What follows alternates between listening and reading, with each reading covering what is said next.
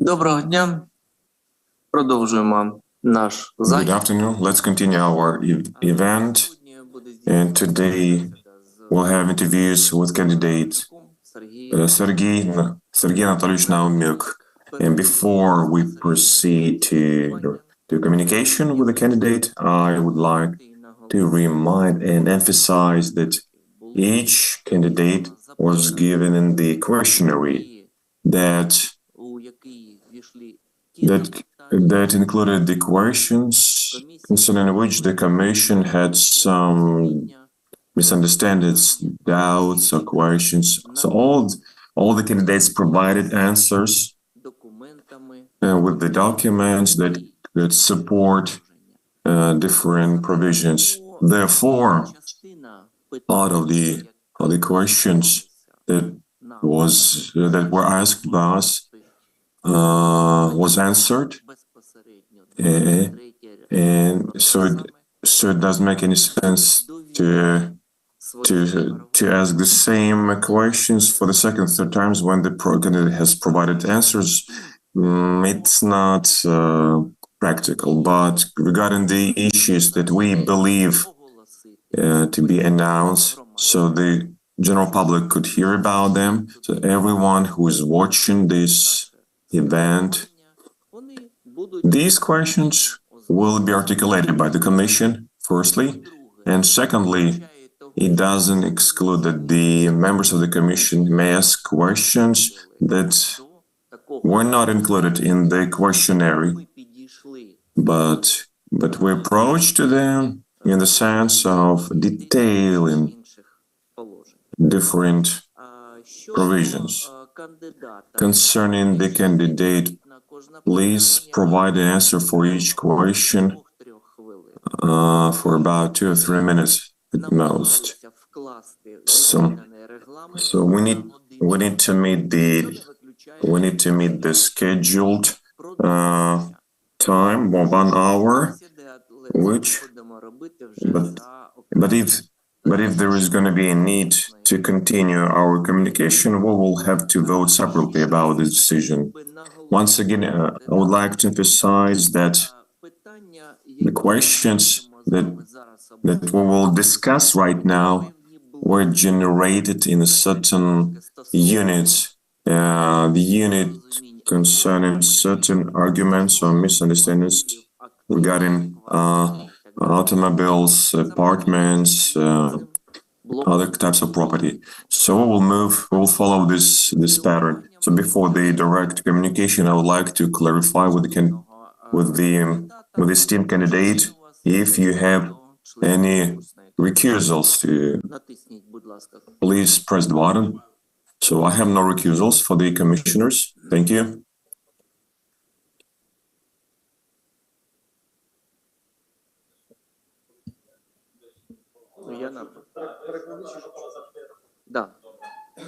Чи можна не швидко говорити для перекладачів, щоб все як вибрано? Да, будемо намагатися. Дякую.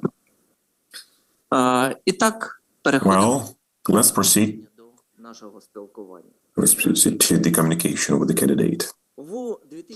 In 2015, you acquired Kia Ceed 2008 car. Please explain what is the reason for acquiring the title to this property, what is the cost, and did it meet the market value? And do you have any supporting documents for this acquisition? I acquired this car for 120,000 hryvnias. At that time, they had 2 cars. One of them they sold to me. The cost met the market value because it participated in 2 times in the accident, so the price was relevant. I procured the car from my own expense and from my own savings and from my own salary. I had also accumulation from my previous period that were declared in my declaration for 2015. I provided this document to you. I provided all my declarations, and and they were provided to NACP. So this acquisition is reflected in these declarations as well. I think I'm done. Ваш батько Thank you. Your father, 2000 in 2018, Наумюк Анатолій Naumyuk Anatoly Georgievich, автомобіль Volkswagen procured a 2012 Volkswagen Polo car. How exactly did he do that? So what is the reason for the title to this car? What is the source of funds? ринкової та реальної. And what is the real price versus the market price of this car? Зараз говоримо за Volkswagen Polo, я вірно We're talking about Volkswagen Polo. Am I right? Як пояснив батька за As my father explained to me, he procured this car based on the sale agreement номер за 218 тисяч. for 2018,000 hryvnias, 200 hryvnias. До цього цей автомобіль належав Before this car belonged to my brother, і виїхав who на навчання та проживання до Сполучених Штатів. who went to the United States Вони and left this car to my parents. They used it based on the power attorney, мали на себе. and then they just registered this car Батька придбав in their own name. My father procured this car. For him, it was expenses, попередніх періодів and that was he used his previous savings, автомобіля.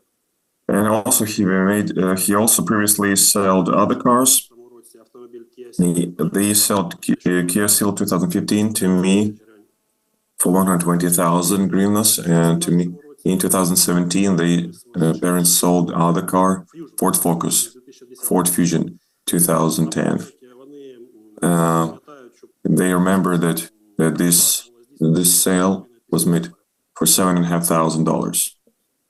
Добре. Ваша мати So your mother, Naumyuk Lyudmila Petrivna, acquired car, Ford Fusion 2010. So likewise, what is the reason for acquisition, the cost of this car, and supporting documents? як пояснила мама, As my mother explained, they, together with father, procured this car from the Vida dealership 2010 for 106,000 hryvnias. вартість повністю And the cost reflected the market situation, and з інтернету. I provided the advertisement from the internet. Офіційні представники Форду So the official representatives of Ford were selling these cars at this price back in 2010. батьки придбали його за власне, Parents procured them from their own expenses, є накопичення and the source of funds is the accumulation from the previous periods, and from the sale from also they made money from the sale of the previous cars. через автомобільних посередників, They sold this car пам'ятають за through the mediators, що повністю відповідала на той час ринку. which totally reflected the market value of that car. добре. Так, Thank you. відповідно до вашої майнової In accordance with your declaration for 2022, your wife, Naumyuk Larisa Irina, грошові owns monetary assets in the amount of 21,560 USD. So please explain the source of these funds, and please provide us the supporting documentation. Дякую за запитання. Thank you for the question. Походження The source of this money is the salary of my wife that she would received, отриману заробітну and I provided the certificate. передні періоди та накопичення Also, she also accumulated money from the previous periods, and these funds are reflected in my declaration and her declarations. грошових коштів у валюті, вона повністю So- відповідає So the amount of these cash assets totally reflect and comply with the salary she would receive in the previous periods. Your father, Anatoly Naumyuk, acquired a flat of 205.2 square meters in Kharkiv. Please explain the acquisition of this property, and doesn't correspond to the market value of this apartment, and did he buy this apartment from his own expenses? запитання. Thank you. Thank you very much. Мені пояснив батька за His father explained to me on the phone талої угоди. it was the example of not very good property. He bought this apartment together with a companion, Він на підставі and by heart he doesn't remember, but approximately the price was 1 million hryvnias. So the proposal was very good, but finally перед банком. they discovered that this property was mortgaged, and there was a litigation, З того часу and this is the контролюється. disputable property. It's not controlled by the father. The price was market, but all the supporting documents were left in Lugansk in the archive. І зараз знаходиться за кордоном. And since my parents are abroad, they have no access to this documentation at all. Документ, який The only document he could have found is the photocopy on his phone. дав комісії, I provided this document. This is the approval court ruling по справі, яка стосується цього. in case regarding this property unit. З його слів він розрахував According to my father, he paid for the apartment from his own expenses, з його and he participated equally with his companion in this property. The source of the funds for procurement is the accumulation from the previous periods and the inheritance from his parents and income generated from entrepreneurial activity. My father sent me the explanation in this regard by email, and I will give it to the commission. в ньому пояснив, що So he explained that напружено працював he worked hard all his life. до 88 Until 1988, he worked at the production facilities. After that, he worked in several commercial entities and production facilities. In parallel, he was engaged in commercial activities. So with his consent, I will provide the answer from the tax office. відповідь податкової. Він Tax office, he made a request from the tax office based on this document that starting 2011, his aggregated income from the commercial activity was а він офіційно займався officially he was engaged in commercial activity since 2001. So this document also says that it's that немає можливості it is impossible to provide information about other periods. Since 1998, he was one of the founders of the NTTM Soyuz. It's a famous enterprise in Luhansk. НВП Союз і проявив After that, there was NVP Soyuz. And after leaving the collective society, he got his share of the collective property in the form of the cash assets. Back in Soviet period, винаходів, які були he patented several inventions. Then he was the director and co-owner of the enterprises. директора He was deputy director in VP Volia.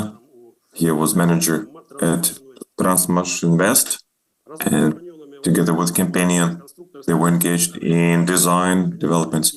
поставляли на вугільні і металургійні They supplied this mechanism to mining enterprises. хратів. Він In mid-2000, he owned capital that basically exceeded $200,000. He provided explanations. у мене все.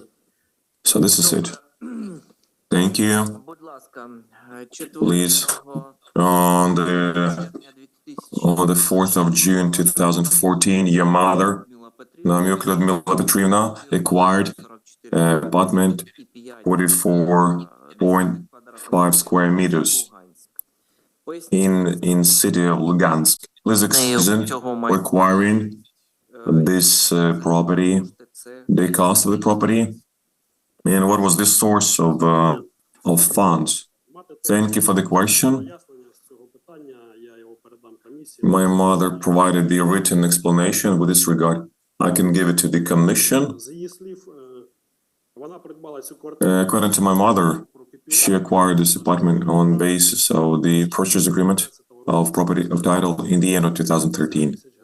for approximately 250,000 hryvnias. The price was market one, but all the supporting documents are left in Lugansk in the personal archive. For certain reasons, there is no access to that information. Because of the 2014 events, the property wasn't commissioned. She paid for this apartment, and the source of funds is the accumulation of previous periods, inheritance from parents, and now the joint income together with my father. Так, я з вашого дозволу поєднаю певним чином Well, with your permission, I will combine to some extent two questions that have to do with the same topic, and namely, tell us, please, do your relatives or close have foreign citizenship, are citizens of other countries, and does your wife after 2014 did your wife after 2014 cross the border and went to and traveled to the temporarily occupied territories of Ukraine or territory of Russian Federation? Thank you for the question. Concerning my family, me personally, my wife and my children, of course, we were citizens of Ukraine. We never had any other citizenship other than Ukrainian, and we have no permit to reside in any other countries. Me and my wife and my children never traveled to the temporarily occupied territories after 2014 or to Russian Federation. Concerning other related persons, my brother Naumyuk Andriy, since 2017, has been residing in the United States. He finished one of the leading business schools in the States and works in the IT companies in the United States. And since 2021, he has a permanent residence permit. He lives there together with his wife and my parents, our parents, with my brother. They've been living since 1978 in Lugansk, and we understand that what happened in 2014-15 in Donbass and Crimea, this is a great tragedy for people who resided there, and our country were not able to protect so they had to decide whether to leave the home or stay there. And my parents decided to stay there. They lived a calm life, being pro-Ukrainian. They never took part in no pseudo-referendums or elections and never been working for the occupational powers. My father several times came here. She attended us more often. One of the ways to reach Luhansk and Donetsk at the time when the checkpoints were closed because of the artillery drills was the route by entering the Russian territory and then to Luhansk in Donetsk. So this is my answer regarding the crossing the border. So they crossed the border between Ukraine and Russia and between the temporarily occupied territories. This is how they travel to their place of residence. So that the purpose was to travel back to Ukraine and come back to their place of residence. Yeah, this is how they traveled. Since the beginning of the armed aggression, they were exposed to real threat, and it was connected with my service, with my professional activity. And on the 24th of February, I, as the officer, came to the respective troop, informed that I'm ready to get mobilized. After several years, I was conscripted and I started to perform the activity.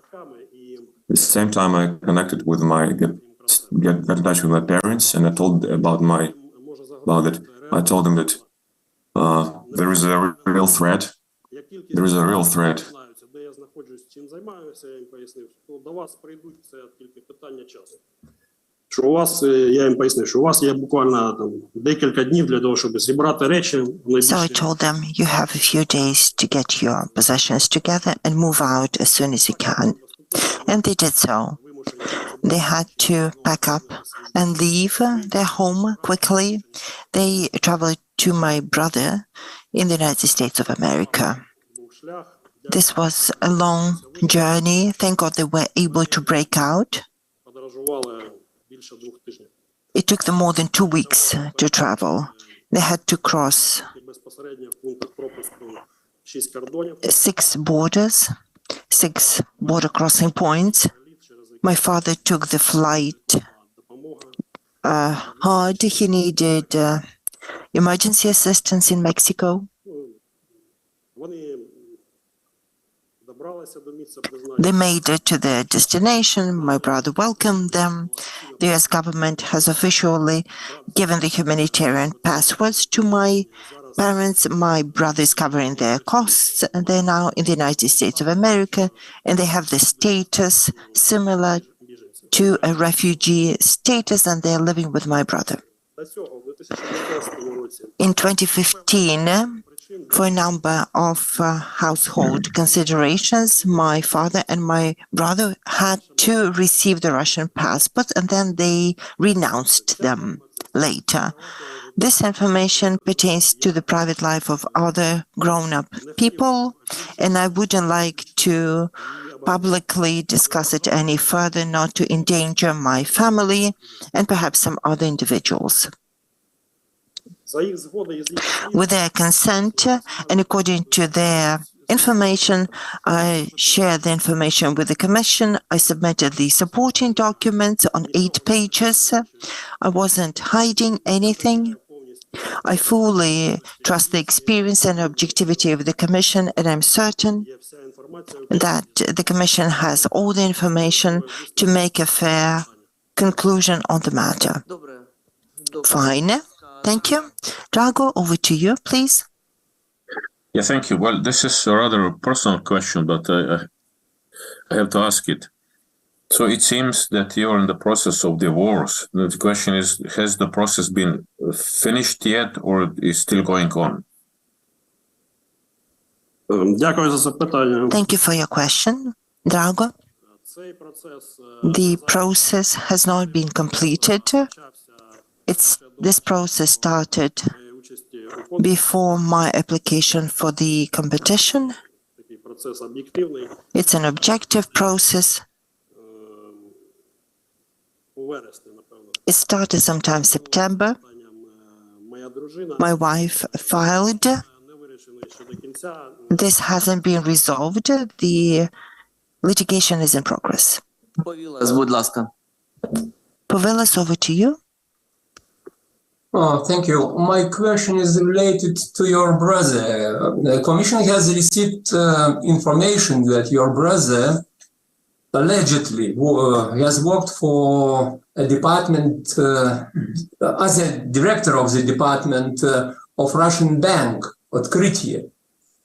And from the year 2006 and 2013, he worked in various positions, including head of the department at Petrocommerce Bank. And according to my knowledge, this bank has been the backbone bank of the Lukoil company since 1998. Is this information correct? And what are current relations of your brother with the Russian Federation?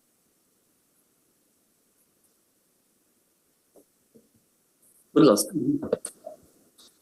Дякую за запитання, Павлос. Thank you for this question, Povilas. До свого від'їзду Indeed, before his departure to the United States, my brother worked in a private banking institution, PAT Открытие, in Moscow.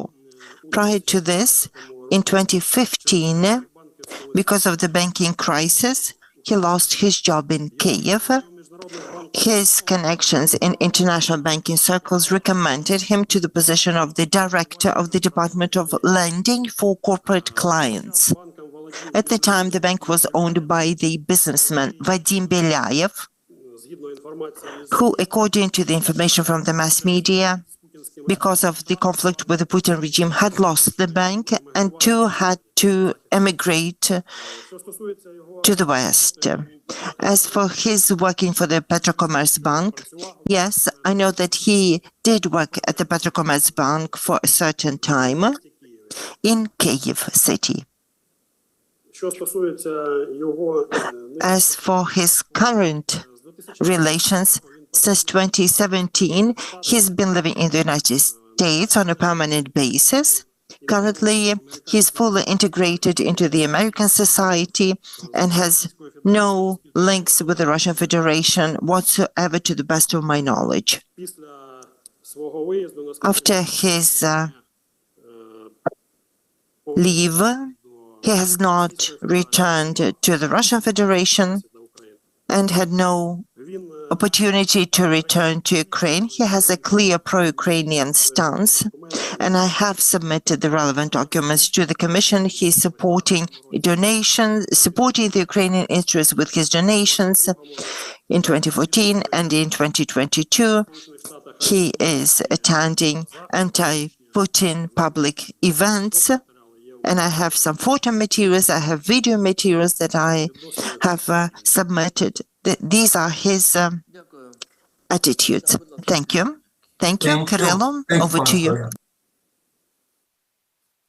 Сергій Анатолійович, я помітив одну особливість. Sergey, I noticed one point. I noticed that you keep referring to the documents and your written answers that you have prepared for the Commission. Do you find it more convenient that way, or is it because you are somewhat nervous?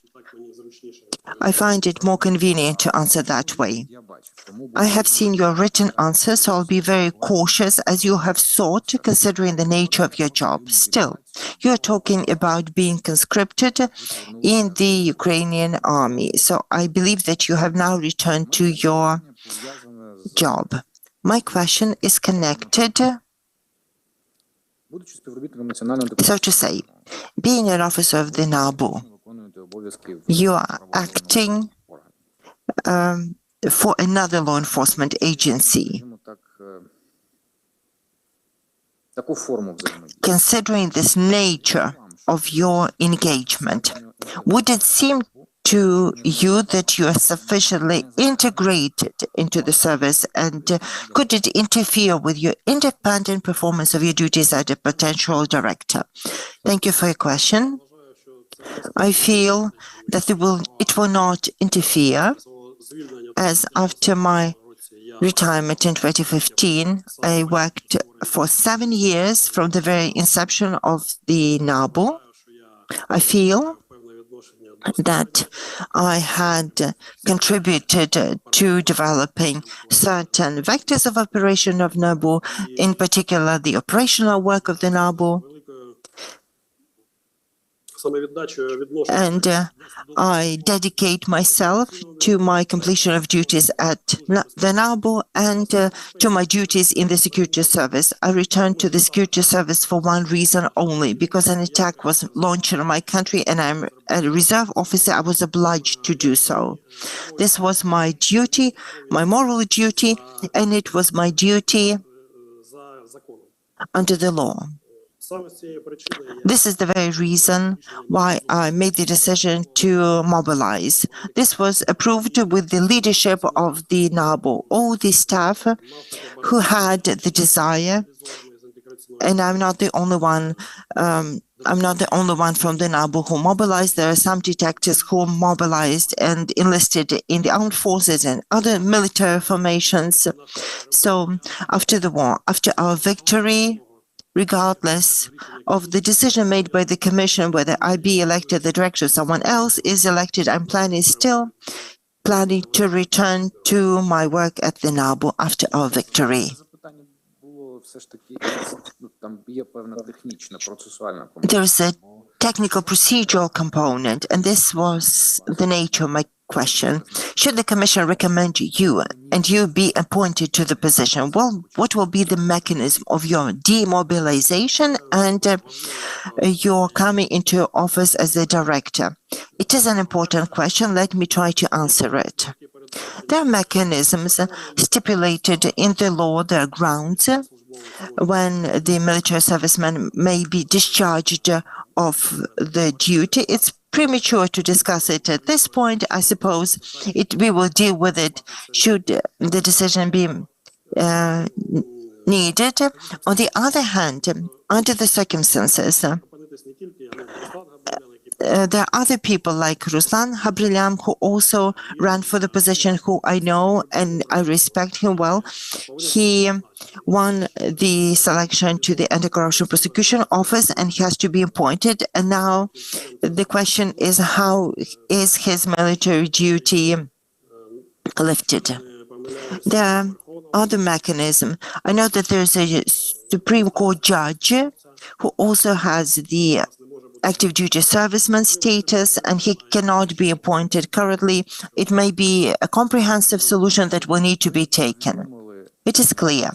You have told the members of the Commission that your family received the citizenship or the passport. The passports. You know that the transparency of the competition is assured through the confirmation. Apart from your statements, are there any way to confirm that they have refused their passports? I have provided the copies of the applications that they had filed to the consulate of the Russian Federation in Houston, and the legal procedure is ongoing. The Russian party is delaying the procedure in all the ways. There are millions of people. As far as I know, it is clear. And my last but one question in this block of questions. Because of the nature of your work and your teaching work, you are not very public, but the director is a very public position. Are you aware that all the questions, should you be elected, the director will resurface again and again and create means to launch informational attacks against you? Thank you for an interesting question.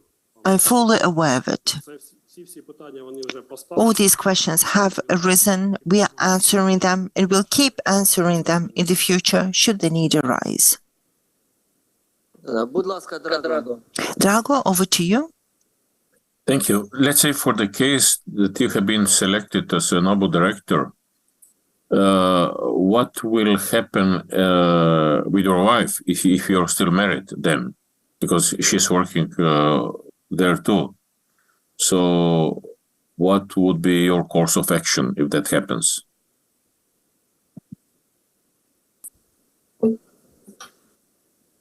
Дякую, Драго, за запитання. Thank you, Drago, for your question. Це питання потрібно буде вирішити згідно. We will need to deal with this matter within the law. I feel she will need to resign regardless of the divorce proceedings. They are not connected. The divorce proceedings, her job and my potential position. I know that in this case, she will need to resign. Thank you. If I may continue with the pool of questions that Kirill was asking you. Since 2014, you've been involved in anti-terrorist operation. As far as it is possible. I know this is not the information that we can openly discuss in here, where we would ask you questions and you would openly answer them. But still, what line of work did you do at that time? And should we have the information for the period 2014-2015, we know that you served in the anti-terrorist operation for 64 hours. And this is why we are asking you this question. Tell us what you can answer. Thank you for the question. I will try to answer it. In 2014, initially, same as many other servicemen, I worked as the joint operational group operating under the aegis of the intelligence department. We dealt with traditional tasks like countering reconnaissance group, countering the combat groups of the enemy, identifying individuals, collecting and transmitting information to the enemy about location and movements of our troops and forces, identifying collaborators, aiders and abettors and other objectives. Drawing on the experience, I also helped to draw the first regulation regulating the implementation of the anti-terrorist operation. In 2014, I was incentivized by the person leading the ATO. It was the deputy head of the security service, Vasil Hrytsak, the head of the anti-terrorist headquarters, and I have submitted the relevant document to the commission. In early 2015, I was assigned assistant to the head of one of the operational departments of the security service, and I personally dealt with the operation of the department, their participation in the anti-terrorist operation. I organized their missions, traveled with them for control purposes, for logistical purposes. The employees perform certain covert operations, and I would not like to discuss them here. We're not asking you to, so we underscore that tell us what you can tell us. Fine. Tell us. In 2018/21, a few times you traveled with your wife, and if I remember correctly, your family, to a number of other countries. Please tell us the duration, the aim, and if you may, the cost of your trips. Thank you. Thank you for the question. I would like to answer your question now. We mostly travel to Egypt and Turkey. We booked the trips through a tour agency. I requested the information from the tour agency. They have provided me with the information, so the duration of the trips can be seen. It's usually 7 to 10, up to 12 days. And we booked economy tours for the purpose of recreation of the children. My wife and I organized these trips to give our children an opportunity to rest. I had 2 trips in 2017, some trips in 2018, 20 trips in 2020, 2 trips in 2021. This is all detailed and is in my file. We made 2 trips by car with my wife without the children, and it wasn't booked through a tour operator. We made a 3-day trip in May 2019 through Poland to Prague, and in September 2019 it was a 10-day trip to the Montenegro through Hungary and Croatia. We made these trips with the family of my wife's friend. To save the cost, we also leased the accommodation together. I have some Airbnb and booking receipts, and I have provided the photocopies of the receipts to the commission, so you can see that the value of our stay in Europe was below a decent hotel, the value of a decent hotel in Kyiv.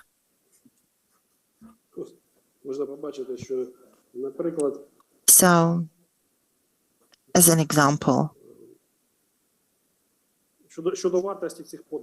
as for the cost of the trip, Overall, подорож до Праги склали близько our cost of the Prague trip made за пам'яттю, тому що 800 euro because we paid for most of our expenses in cash.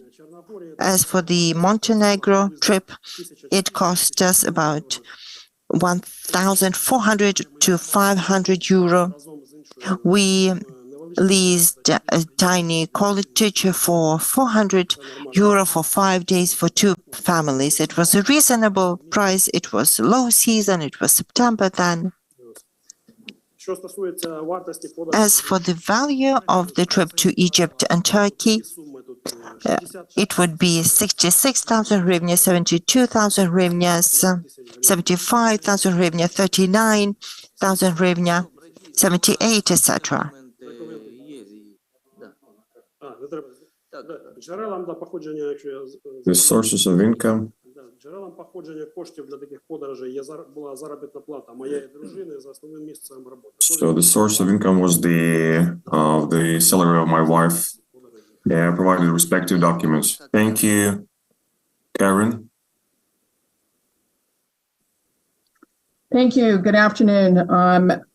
My question relates to following up on the question earlier of your work, previous work and current work, and it relates specifically to the issue of subordinates. So I believe my colleague was driving at was about the work that you were doing, and I understand that you cannot be specific about it, that may have been impacted about the treatment of individuals and protesters during 2014. So my question to you relates specifically to how would you or have you already faced a situation where one of your subordinates either is accused or has violated the rights of individuals during operations, specifically arrest operations. And if you have faced that situation, what action did you take as a supervisor? If you have not faced that situation, what would you do if one of your subordinates was accused of violating the rights of individuals while taking operative activity?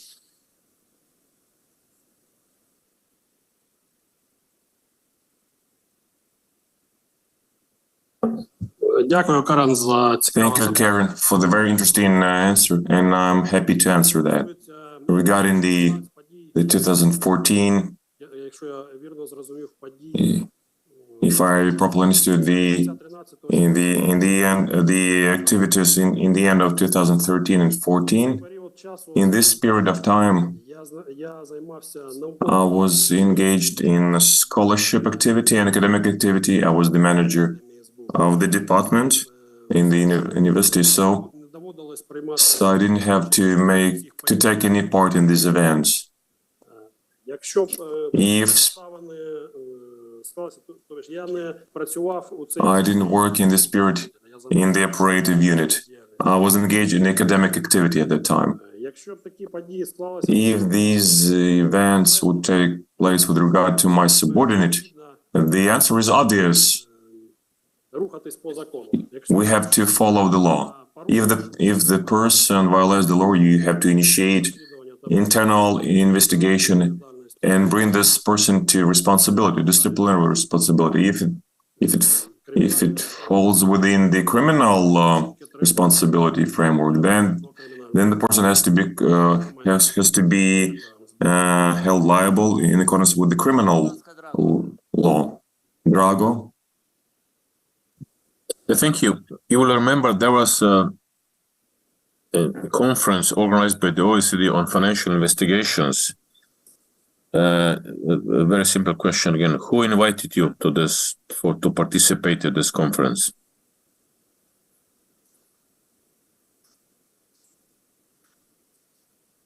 До участі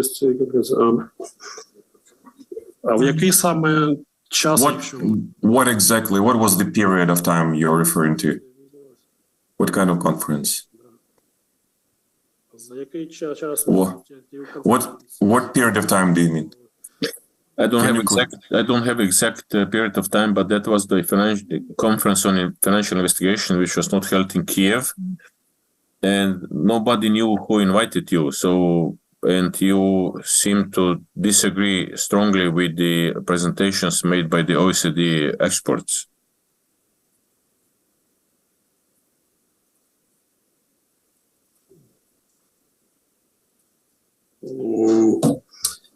Драго, я, Drago, якщо чесно, не to be honest, згадати свої I cannot remember my participation in this event. можливо, це якась Maybe there was some kind of mistake. I'm not sure if I ever took part in that. мені задали питання And when you ask me a question, and now I can restrain my memory, the course of events, and I can remember if I participated in that event. I'm very frank with you. If we can recall the place and time, then I will be able to provide more detailed answer. чесно говоря. But for the time being, I cannot recall any fact of that kind. Так, скажіть, будь ласка, іще Thank you. Well, another question.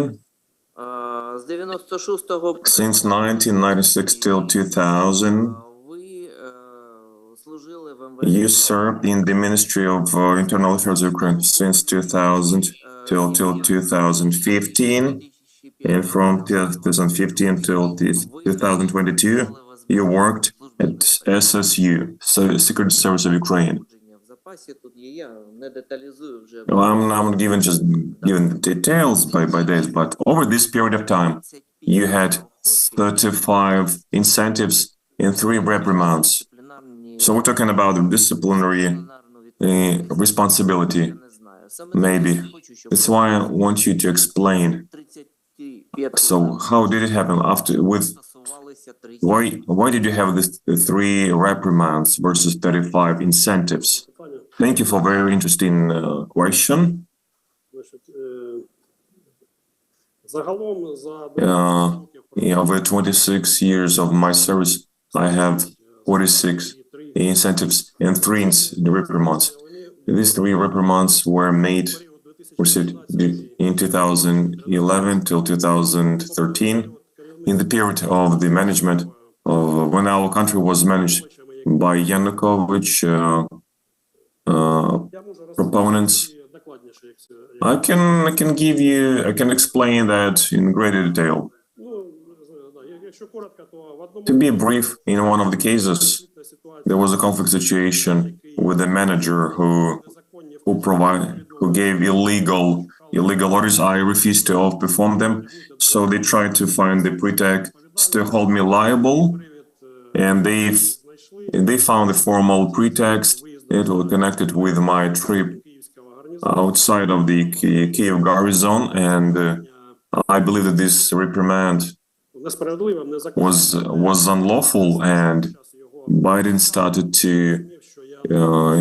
appeal against it because I realized that I will not find any truth. I used Кадровою пропозицією, яка в мене the offer that was given to me to become the head of the department of the fight against the organized crime. So I decided to proceed my academic career. I had a clear vision that the country is moving in the wrong direction. That's why I made this decision. Добре. Thank you, Да, Кирило, будь ласка. Cyril. Truly speaking, maybe we have articulated this question several times. It's question number 8 in the questionnaire. It has to do with the acquisition. Did you ask this question? No? I mean the section real estate. Do I understand you correctly? But there is information that your mother acquired in the city of Lugansk apartment in June 2014. No. це питання. Згідно її пояснення, According to her explanations, I will provide them to you. She acquired this title in the end of 2013. будинок It was a house. зводився, It was being erected at the time. Цей договір був не This agreement was signed by my mother 2013 року. in the end of 2013, but in 2014, Було здійснено оформлення і yeah, реєстрація the title was registered to this apartment. ситуація була. That's the situation. Тобто в 14-му So in 2014, питання. Не те, що and it's not very convenient, it's a technical question, not very convenient, but in 2014, how did she register that piece of property? Я не можу відповісти Truly speaking, I cannot answer this question because I have to ask my mother добре, дякую. about that specifically. Добре. Thank you. Thank you. Well, Будь ласка. Alexei, what about you? Вітаю, Сергій Анатолійович. Ну, Сергій Анатолійович, такий цікавий момент. От ви you, since 2012 till 2015, in fact, you were engaged in academic activity for an operative. It's not a very, випадок. До того ж, є інформація, it's not a very good experience to such. наукових So you have more than 15 textbooks, publications, etc. тематикою, They were dedicated. широкого загалу. So they were dedicated to some specific topics, and you have a scientific degree and Що стосується державної безпеки. concerning the state security. Скажіть, будь ласка, з чим Tell me, please, what? So, as far as I understand, you still continue to be the lecturer or instructor in the university. Why do you need this? What is the motivation for this activity? Why do you do that even now? цікаве запитання. Very interesting question. Thank you. Мене мотивує I'm motivated можливість by the opportunity to transfer my experience подобається to the students. I like to communicate with the students, and їм подобається I heard answers that they like this communication as well, and намагаюсь I try людям to transfer можна назвати це оперативним мистецтвом, а not можна назвати some sort of maybe operative art, or навчаю робити так, як I teach them how to. конкретні приклади. I'm giving them the specific examples, specific cases, and I teach them Викликає, як to be more набагато and I transfer them practical knowledge. And so it raises much more interest among the cadets than just giving them theoretical knowledge. That was the opportunity for me свої напрацювання, які були на практиці. Моя to tell them about my practical work. на практичних матеріалах, які є. So all my activities was based on the practical activities, and Тому це мене цікаво. so I was motivated to transfer my knowledge. Був як сумісник на кафедрі. So I was working as the co-lecturer at the department of the university. Вже всі це знають вже. Everybody knows about my activity. Цього запитання. Ви говорили про You mentioned your cadets whom you taught. Tell me, please, відбувається do you select this stuff? в Національному антикорупційному бюро. Do you select the future staff for the security service of Ukraine and NABU? No, I don't have any. Оперативні підрозділи мають таке So operative departments have, very indirect relationship to that. Regarding the candidates for their work in the NABU, there is a very strict competition there. Голосує комісія від So the commission votes, they select people, and after some person is voted about, then we as the managers between ourselves, we can decide who is going to be appointed to first department, second department, third department. So this is досить спірне питання вже на цьому етапі. so this stage. So we have just we come to mutual agreement which person will be working at which department after they are selected by the commission, of course. Припустимо, ви So стаєте директором НАБУ. if you become the director of NABU after 7 years, what Коли закінчиться, як ви after your tenure will be over? How do you see the future? пройти цю How do you see your future? Дякую за запитання, Марко. Thank you for the question. Складно, якщо чесно, планувати It's difficult тривалий to термін. to plan your life for such a long period of time. Запрошується, по-перше, But most probably, I will return to the academic activity. керівництво цієї інституції And after 7 years of being manager of such institution, there will be a lot of, material to tell people about and to write some, scientific treatise. Добре, якщо Well, питань більше немає, if we have no more questions, we would like to thank you and wish you all the best.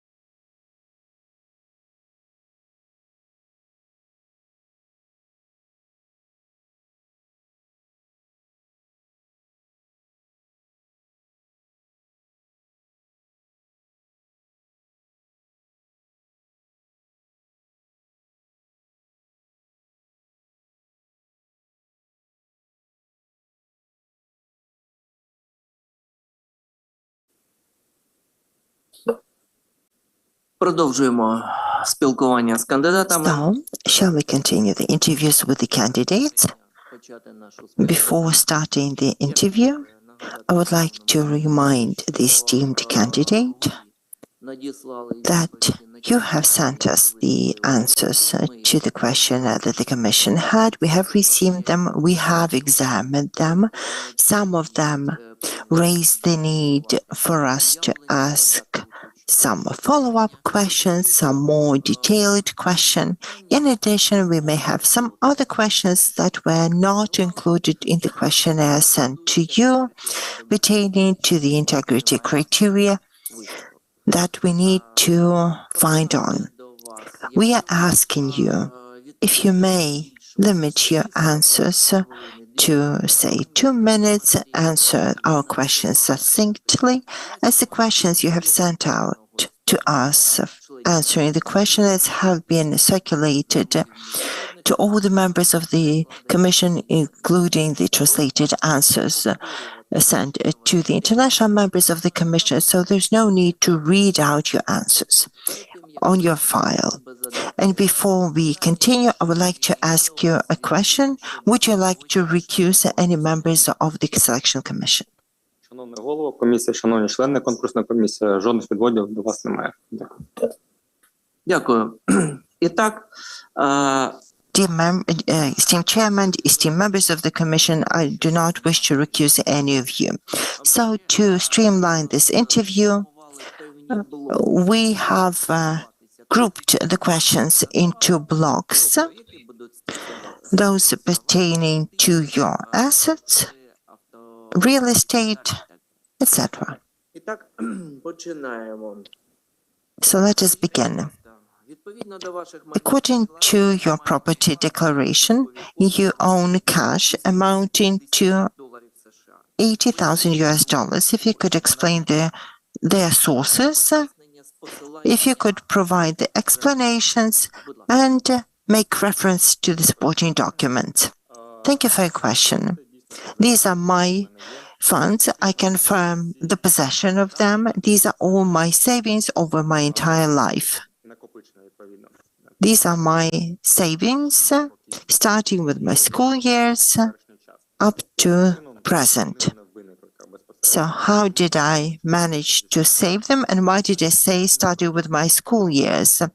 Because starting with my school years, I was receiving financial support from my parents, and I received them up to 2008/11, where they bought property rights on an apartment and a vehicle for my benefit.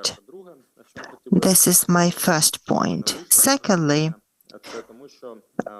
I would like to say that I studied at the National Academy of the Security Service with full scholarship at the National Budgeting Department. I was provided with meals and clothing, and I was even paid a stipend. Starting with 2008 until present, I've held jobs. I never had unemployment periods. I was making decent pay. I was able to put some money aside and save the money, as I'm not a waster as a person, and I am certain you have changed that I had few major expenses over the time.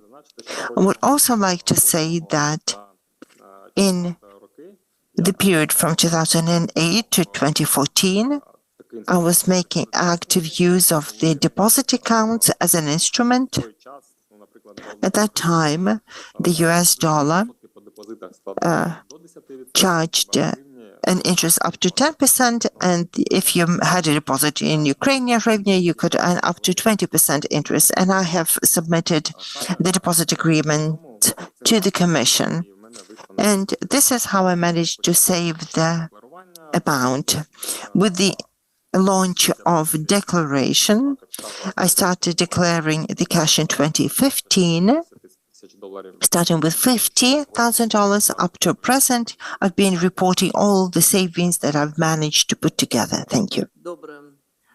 Fine. Будь ласка. Thank you.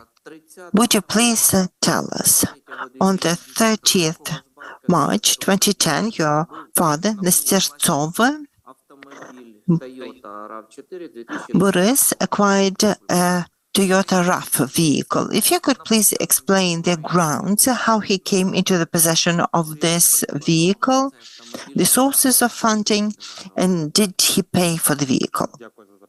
Thank you for the question. The grounds for the acquisition of the vehicle was the purchase and sale agreement. It was bought from a dealership. The proceeds for the purchase of the vehicle were my parents' savings. I have no connection whatsoever to the money and to the car too. I learned about the purchase after the fact, as at that time I was already holding a job, and I am still maintaining my connections with the parents, but I visit them 2 to 3 times a year. Unfortunately, no documents were preserved from the purchase of this vehicle. I asked my father about the documents, about the value. He told me at the time roughly it was 260,000 hryvnia, roughly. Thank you. And to follow up on the same question, in 2011, 25th of November, your mother, Nestertsova Natalia Anatolievna, buys a Honda Accord card of 2008 make.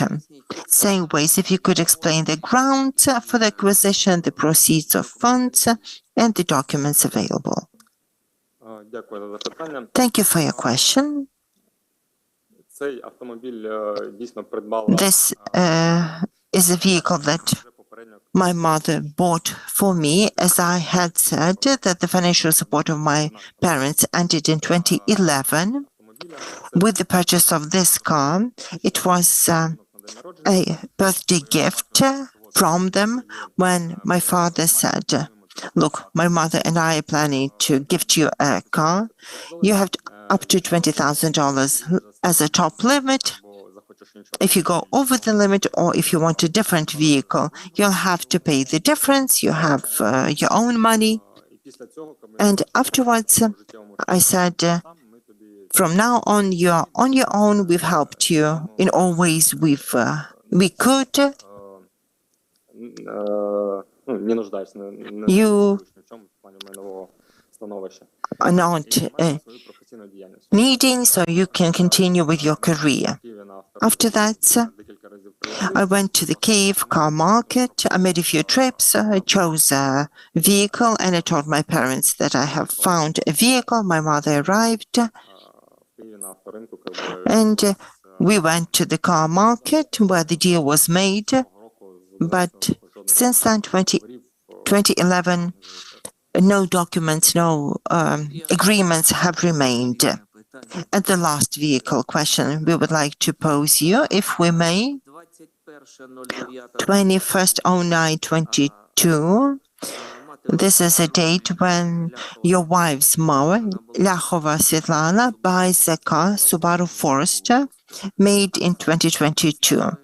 Same questions, sources of income, grounds, etc. Thank you for your question. If I may, I would like to add some notes about the purchase of RAV4 by my father. It was the 6th vehicle in the family, and they would sell the older car and buy a newer one. So first, my father in 89 or 88 had Zaporozhets car. His father, so my grandfather, had Zhiguli car. Both cars were sold, and my father bought a new car, and it went on from there. It wasn't buying yet another car, so they just upgraded the current vehicle, so it wasn't such a major layout of expenses. As for my mother-in-law, the vehicle was bought from a dealership, car dealership, and the documents were submitted to the commission with the money saved by the family of my wife. They had the money, and this is shown in the declaration that my father-in-law has submitted and has been submitting. It is their savings, so they had the disposable money. Thank you. Alexei, over to you. I would like to go back to the question of your savings during your studies. You're telling us that once you've been studying at the academy, you'll be able to save $15,000. Please tell us, what was your financial support at the time so that we could objectively see what you could have saved or received? Thank you for your question. I would like to clarify. It wasn't during my studies that I saved $15,000. I mentioned that I started saving from school days when I started my studies, and until the completion of the academy 2008. Over this entire period, I've been able to save the money. It mostly comprised the pocket money given by my parents for my personal expenses. This included the gifts I received for my birthday. It included some holidays when I would go caroling and earn some of my money. It's my trait of character that I like to save money, and my way of life, my spendings are indicative of this. During my studies in the academy, I cannot say the particular amount. I can just confirm the fact that I spent very little money because the academy is restricted institution. If I could explain, to be able to leave the academy to go to the city, the access is limited. We were not allowed into the city for the first 2 years of our studies. So this was like institutional type facility, and we had full board. We had uniform. We wore to the lectures. We wore it for our studies.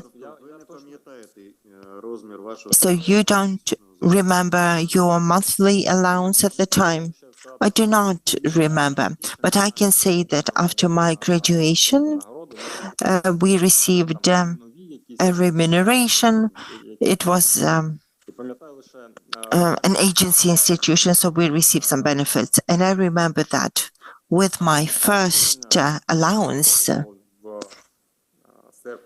that was August 2003, I bought a gift for my father. So that's as much as I remember. Thank you, Kirilo. Now that you recall your studies at the academy, let me ask you about the same period.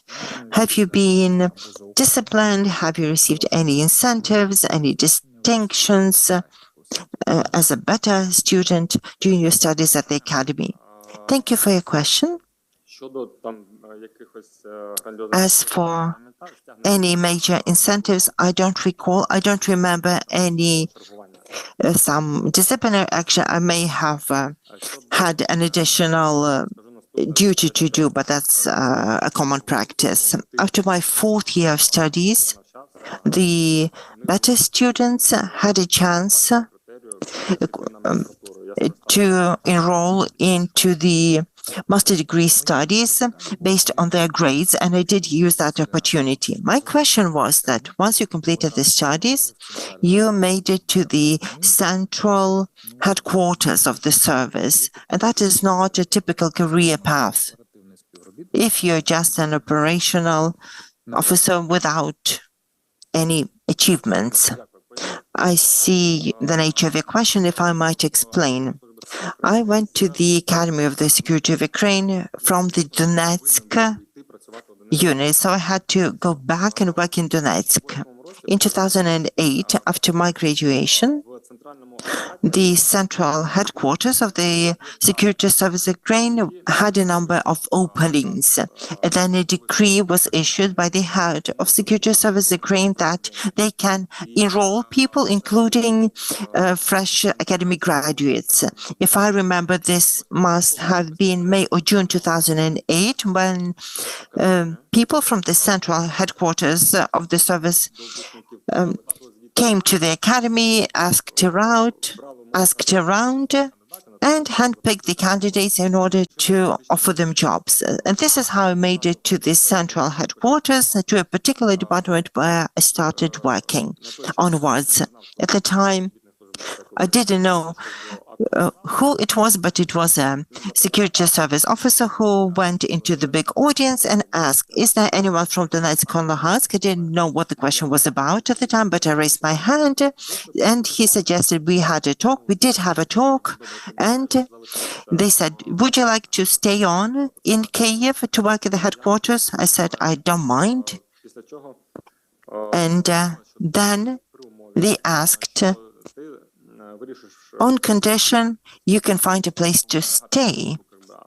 Well, usually the service has to provide a place to stay, and that is a problem, so to say. And I said, okay, I'll talk to my parents, and if I can, then for sure. I did talk to my parents. My parents said, yes, we wanted to buy you a place in Donetsk, but if you would like to stay in Kyiv, we can try and support you. And this is how it was decided, and this is how I made it to the central headquarters and started working there. Thank you.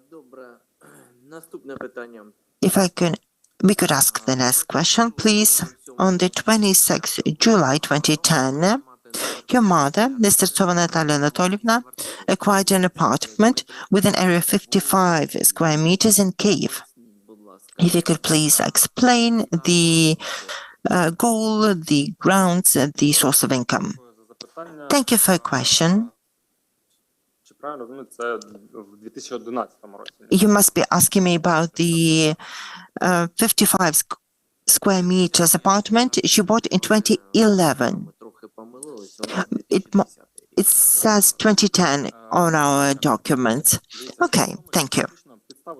The grounds where was the purchase and sale agreement of the property rights. I have submitted the agreement to the Commission. It was drawn in 2008 for an apartment and for a parking space. This is the apartment that I had just mentioned earlier. The money with which the two assets were purchased are not mine, and I have no connection to them. These are the savings and money of my parents. In 2008, I was a freshly minted graduate of the academy, and I could not have saved the money needed. Thank you. As far as I understand, you have answered the follow-up question that I had wanted to ask you about the parking space, also registered in your mother's name in 2011 on the 3rd of February in the city of Kyiv. Please? So, according to the data that the Commission has at its disposal, the purchases of the vehicles and apartments are not consistent with the income your parents had declared. As far as I know, they must be also running a business. I won't name the organization. So what would you say to this? What is their business like? Because according to the official data, the official prices, it doesn't correspond with their official income. Thank you for the question. Look, I must emphasize that since 2003, I've been studying this National Academy of Security Service of Ukraine, and I finished in 2008. And so there is no source of funds available, but after receiving the questionnaire, I asked to provide the supporting documents. As a result, I can explain you The response I received, well, parents, in fact, got married in 1985, and since 1985, they have started accumulating respective funds. In 1987, they acquired title to a house in Pokrovsk, the house with the piece of property, and it was their only capital investment. Until 1986, my father worked at the local mine since 1984 till 1986, and he received the pension for that period of time. And during this period of time, he occupied managerial positions, and the salary was much higher versus the average salary in Ukraine. In 1996, my father and my mother, they decided to engage in commercial activity. They opened the private enterprise. So they had my parents opened the enterprise. My father was engaged in organizational activity, and my mother was responsible for accounting. After that, since 1996, they performed pretty well in this, and this enterprise turned into production facility with the respective equipment, and they produced products for the mining industry, and I need to emphasize that during this significant period of time, they had no issues with the tax administration or any other regulatory bodies. Дякую. Thank you.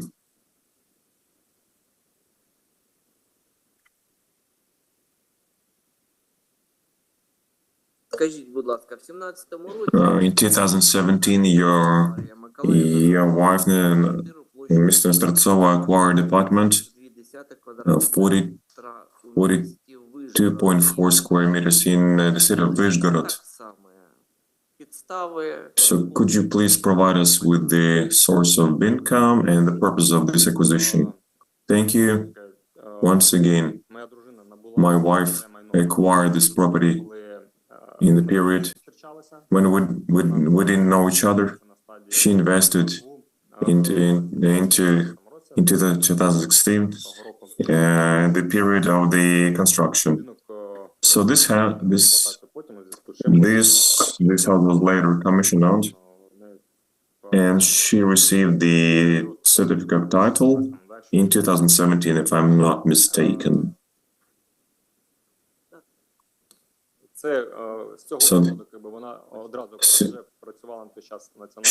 She worked in the National Anti-Corruption Bureau of Ukraine, and she notified the internal audit department about that, and including she provided them the source of income. This source of income was the money from her parents and her father-in-law, her grandfather, and her own funds. So the commission has the data, and she has. So the internal control department verified this information, and everything was fine. I would like to clarify. Were you explain how to use the headset, because you're gonna have a question from Mr. Pavilas Malakauskas, so please be ready to use the headset. Pavilas, будь ласка. Pavilas, you are welcome to ask. I am very sorry, but I'd like to return back to your studies. Please correct me. During 5 years of your studies, you have saved around $50,000 US, which means about 800 per month. How did you manage, being student, to do this? And what was the average salary in Ukraine during this period of time?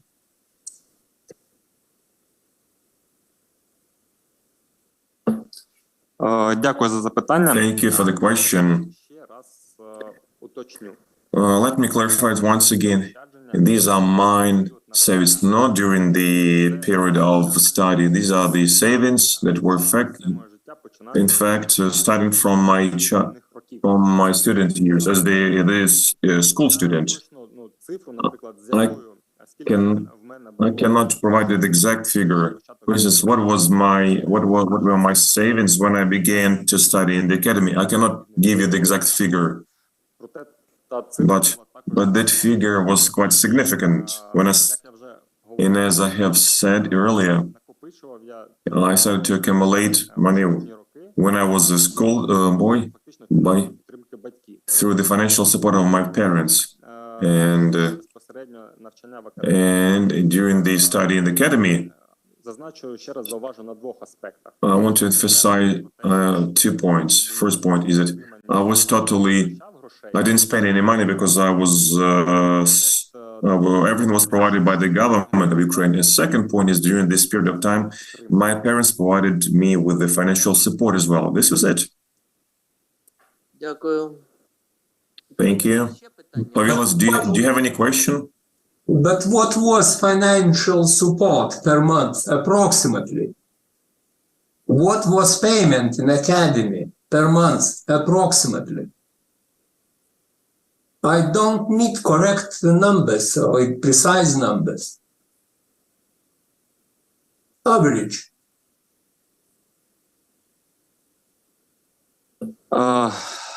Дивіться, приблизно це... This subsistence wasn't significant. I can be wrong, but up to $50 per month. I can...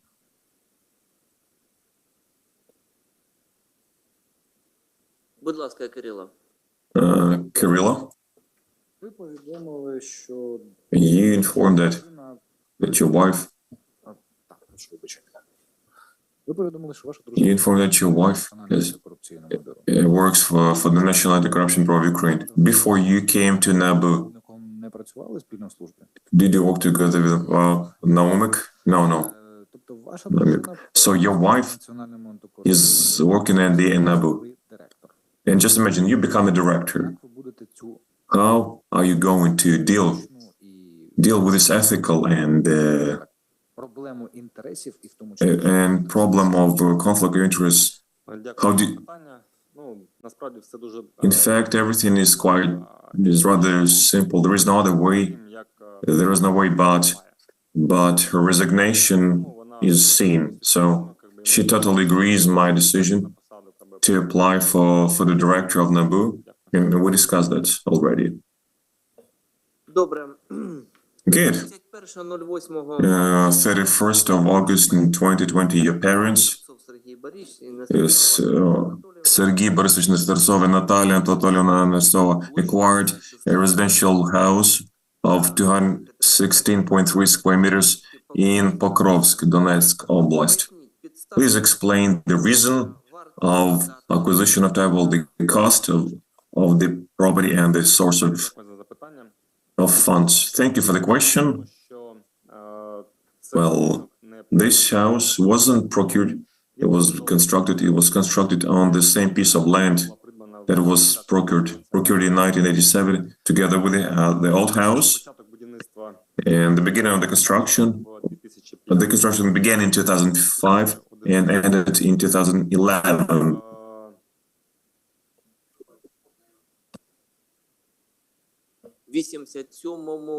In 1987, the plot was procured together with the house. So there was already a house on the plot.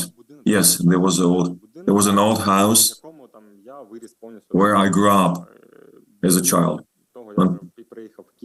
until I moved to Kyiv. So I grew up in that house. The area of the land plot allowed to build a new house next to the old one. So parents decided whether to repair the old house or to build a new one. Yeah. In fact, they decided to build a new house on the same land plot. They constructed it and they commissioned it. After that, this land plot was located in different number with letter A, but the land plot was divided into two parts. Thank you.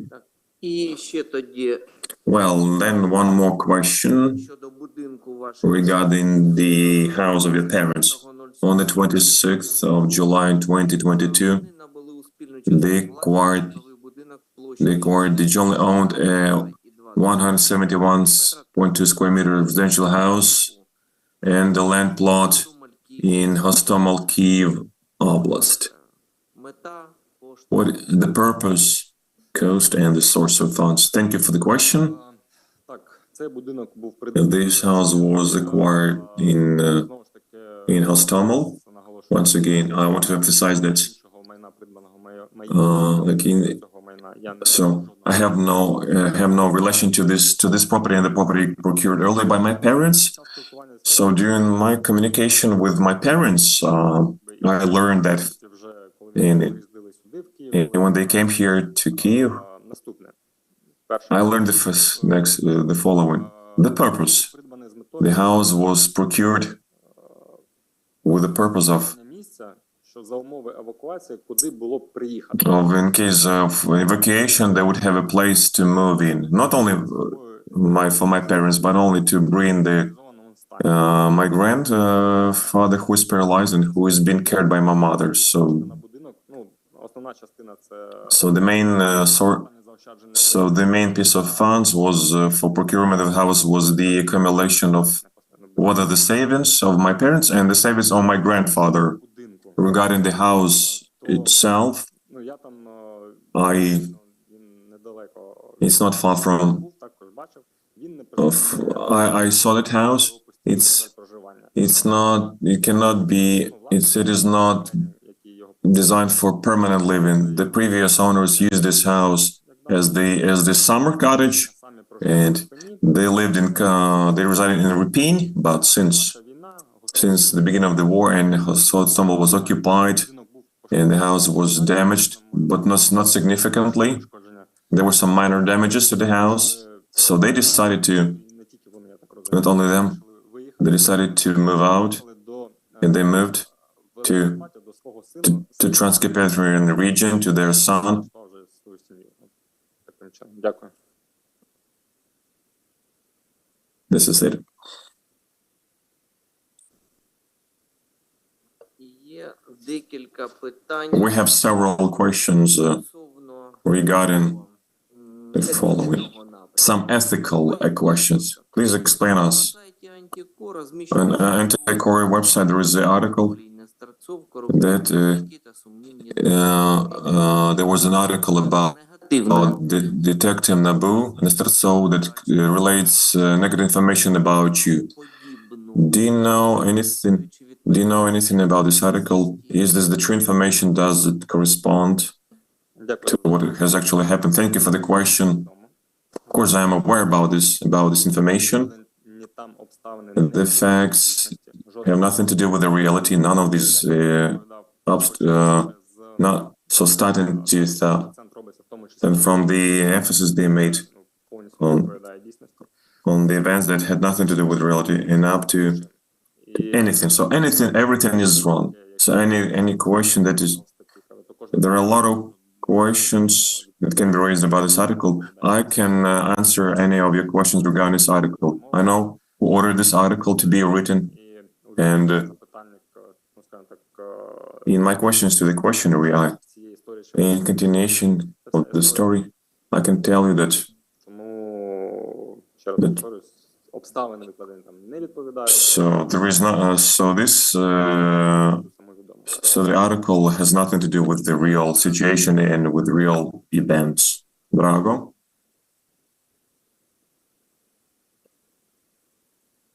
Thank you. So good afternoon.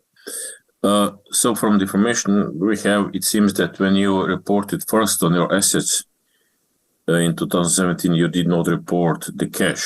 And after 1 year, when you reported again, you reported 1.8 million hryvnias. So let's say I was listening carefully when you said that you basically earned a lot of money throughout your life. So how could it happen that you did not report this cash when you were for the first time reporting your assets?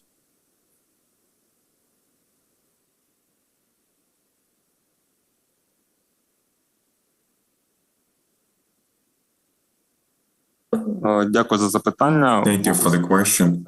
In all declarations, including for 2017, I indicated cash savings. Комісія зараз I can prove it to the commission. Будь ласка, Олексію. Alexei, У мене два питання. I have two questions Ви так, стосовно цієї статті, regarding this article про яку вже згадував мій колега. That was mentioned by my colleague. You know who has ordered this article. I'm not asking you to accuse anyone, but please clarify in which regard this article can be ordered against you. Дякую за запитання. Thank you for the question. Everything is quite simple. We were investigating. My department was investigating this specific case regarding the embezzlement of funds in green energy. Коротко, то схема полягала в наступному. So the scheme was like that.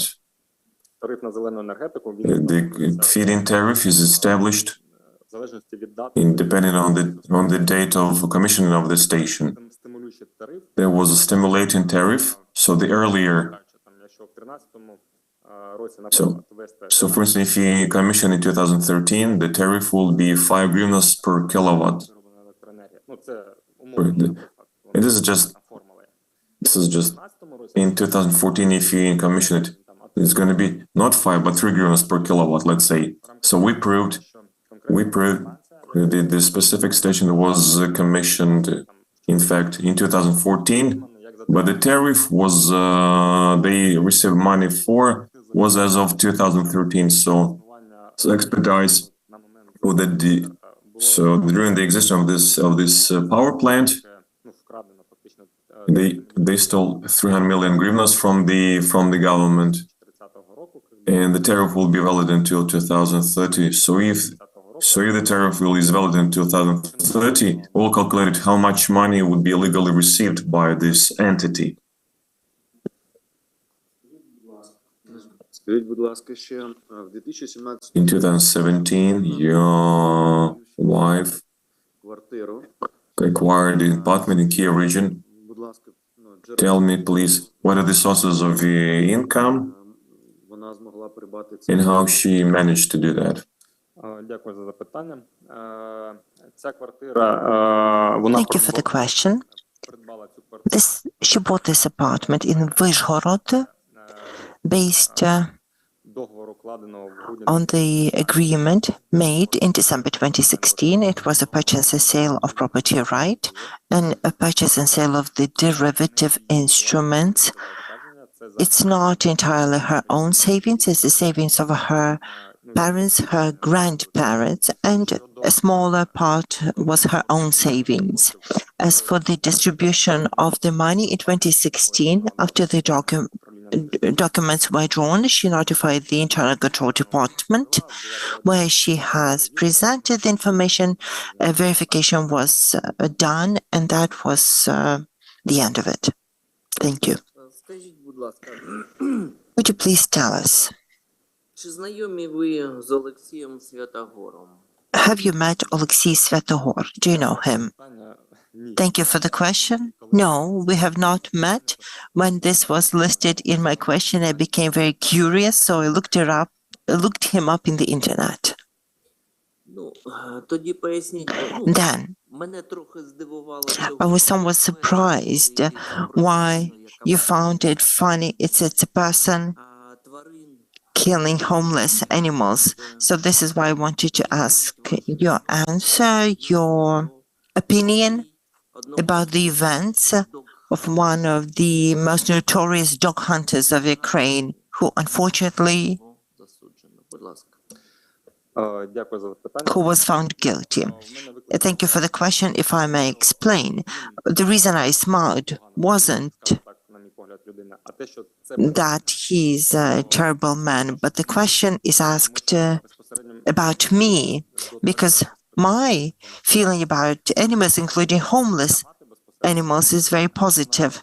My mother, in particular, has brought a number of homeless dogs home, and we cared after them, and they stayed with us. And I am perfectly fine with that. My parents have cats, and I am fine with that. But as for the problem of homeless animals, it's a problem, it's a challenge with the start of the war. Moreover, I know there are more urgent needs, but we've seen an influx of homeless animals and homeless dogs. There is legal regulation in place, but it's still wanting, and we still need further legal regulation. There are very few asylums for the homeless animals. These asylums are usually supported with donations and are run on the initiative of the owners of these asylums. There's no systemic governmental program about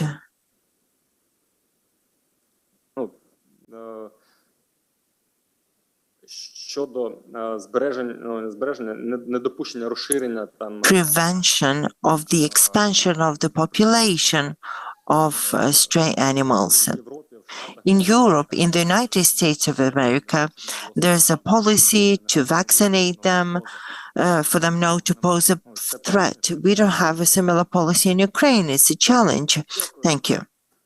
Thank you. Do we have more questions to the candidate?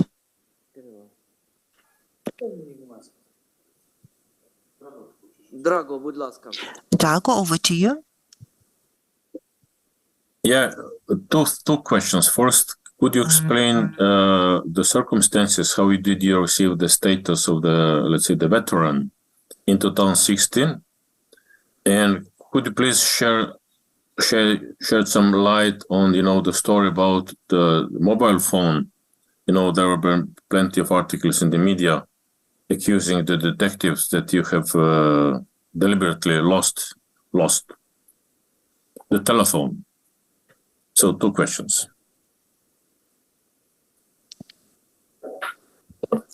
Дякую вам за запитання. Thank you for your questions. As for the status of the veteran, I will say so that the legal grounds to be issued the status were available to me in 2015 working for the Security Service. In 2014-2015, I was deployed to work at the dislocation, the deployment place, Kramatorsk. We had a particular mission, and the key aim of the mission was to stop the supply of the illegal coal from the occupied territories into Ukraine. And the situation only started then, and it had to be legalized. It had to be put into within the legal boundaries. The mission was completed successfully. Afterwards, I returned to my main place of work at the headquarters. I reported to my supervisor saying that I was on a business trip. I would like to file a report and be given the status of the veteran, active duty serviceman. My request was turned down for whatever reasons. Afterwards, the situation unfolded. If I remember correctly, I was the only person deployed to the Donetsk unit of the Security Service of Ukraine by force. They wanted then to deploy me to Mariupol. It didn't work out as there are some legal restrictions about the positions, qualifications. So I stayed on in the Donetsk unit of the Security Service of Ukraine at the Department T, and that is Counterterrorist Department, where we were located in Mariupol. During my line of work, I had the legal grounds, but the bureaucratic procedure of issuing the certificate takes time. So it transpired that when I left the service, and that was October 2015, the certificate was signed and issued by 2016. So this is how it all happened. This is how I was given the status. As for your second question about the telephone, once again, this is a publication alleging that this phone is an important piece of evidence in Onyshchenko case, the so-called Onyshchenko case. Let me answer you the following way. As the head of the department who organized the pre-trial investigation in this particular case, since this case was concluded and currently Mr. Onyshchenko is a defendant. If I remember, 30 more co-defendants were charged in this case, and the Higher Anti-Corruption Court is hearing this case. It must be a lie, and from the outset. Also, I wanted to say about the publication. The publication states that there are answers from the NABU of Ukraine stating that, let's say me, I'm covering up the coal industry and making a fortune on it. Moreover, there's a criminal case quoted about supplying the equipment at the overrated prices to the state enterprise mining coal, if I remember the details correctly. So to follow up on this story, let me report to you that the criminal case was then amalgamated with the criminal case 418, under which all the associated individual, 9 or so, were all indicted, and now this case is pending with the High Anti-Corruption Court of Ukraine. Thank you. Thank you, Kirilo. I have a brief follow-up question about the house in Bucha, a district in Hostomel town. If I understand you correctly, it's a country house. It's not a permanent, it's not house for permanent stay. Thank you. It was used as a country house. If you have a look at it, it's a two-storied building. Personally, I like it. It looks nice. Is this the one? Yes. It was used as a country house, as a dacha, and the owners said so. And also, let me give you an example. It doesn't have sewerage nor a septic. It's just a pit. And if you use it, it will become unfunctional. So it really needs to be reworked. The floors are not even and have to be torn out and remade. It's a nice picture. I know, I accept it. And apart from the picture, there's a price, $148,000. If my understanding is correct, this is the selling price. Thank you for the question. It must be. To the best of my knowledge, what my parents told me, I was not involved in the purchase nor the money. The parents said that first they offered a price before the war, and the price was sky high. Then the real estate agent lowered the price significantly, but due to the circumstances that happened, they were able to meet the price that is stated in the agreement. Будь ласка, Повілос. Повілос, over to you. Let me ask, more general question. Can you tell us, have you ever been in a situation, or have you taken a decision where you felt you need to compromise your integrity? If it's possible, provide an example.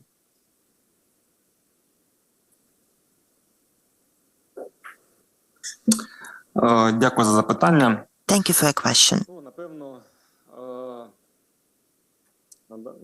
декілька прикладів. I would like to give you a few examples that come to mind immediately. And the first one, I was working for the headquarters This was 2013-2014, and the supervisor started asking me odd questions like, your father is working there? Yes, he is. So can we do something about it? Can we help? No, thank you. It's okay. He's okay. Thank you. Later on, he started me asking different kind of questions. So they say you are covering up the coal industry and you're getting some revenues. My response was, if this were true, I'd be a millionaire. I'd be a dollar millionaire. And I wouldn't be working here with you. I'd be in a different position than doing the line work. So it all ended with me deployed to serve in the Donetsk unit. To give you more examples, once again, I can tell you about my conduct. So when I started working at the National Anti-Corruption Bureau of Ukraine, the institution was only newly created. We built it from scratch. We shaped the image of the institution, and then some people came around that I haven't been in touch with. So when they would call me, we would meet up and I would tell them straight. If you have some questions, don't even ask them, because I will report them to internal control.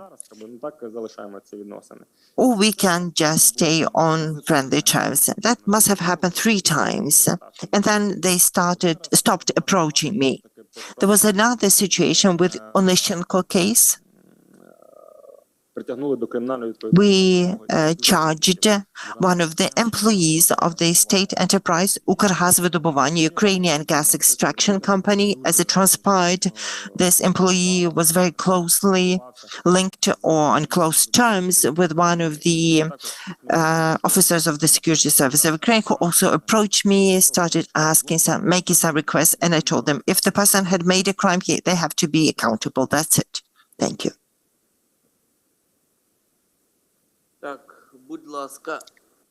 So, do we have more questions?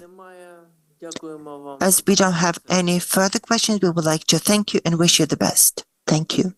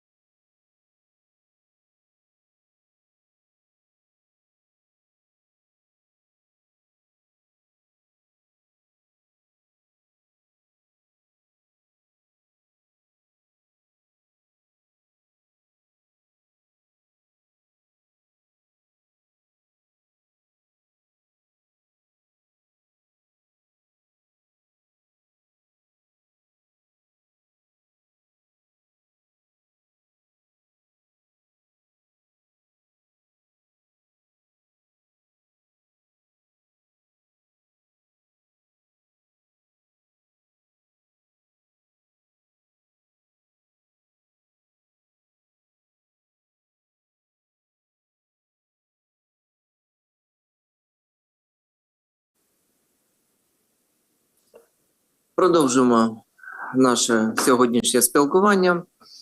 Continue our today's communication. We're talking about the interview with Mr. Opeshnak. Let me remind you that for Oleg Petrovich, that your explanations and documents that confirm various circumstances were received. Therefore, our communication will be built upon mainly upon the circumstances that were mentioned in the questionnaire you have been distributed. It doesn't mean that we will ask you to provide an explanation regarding each specific question.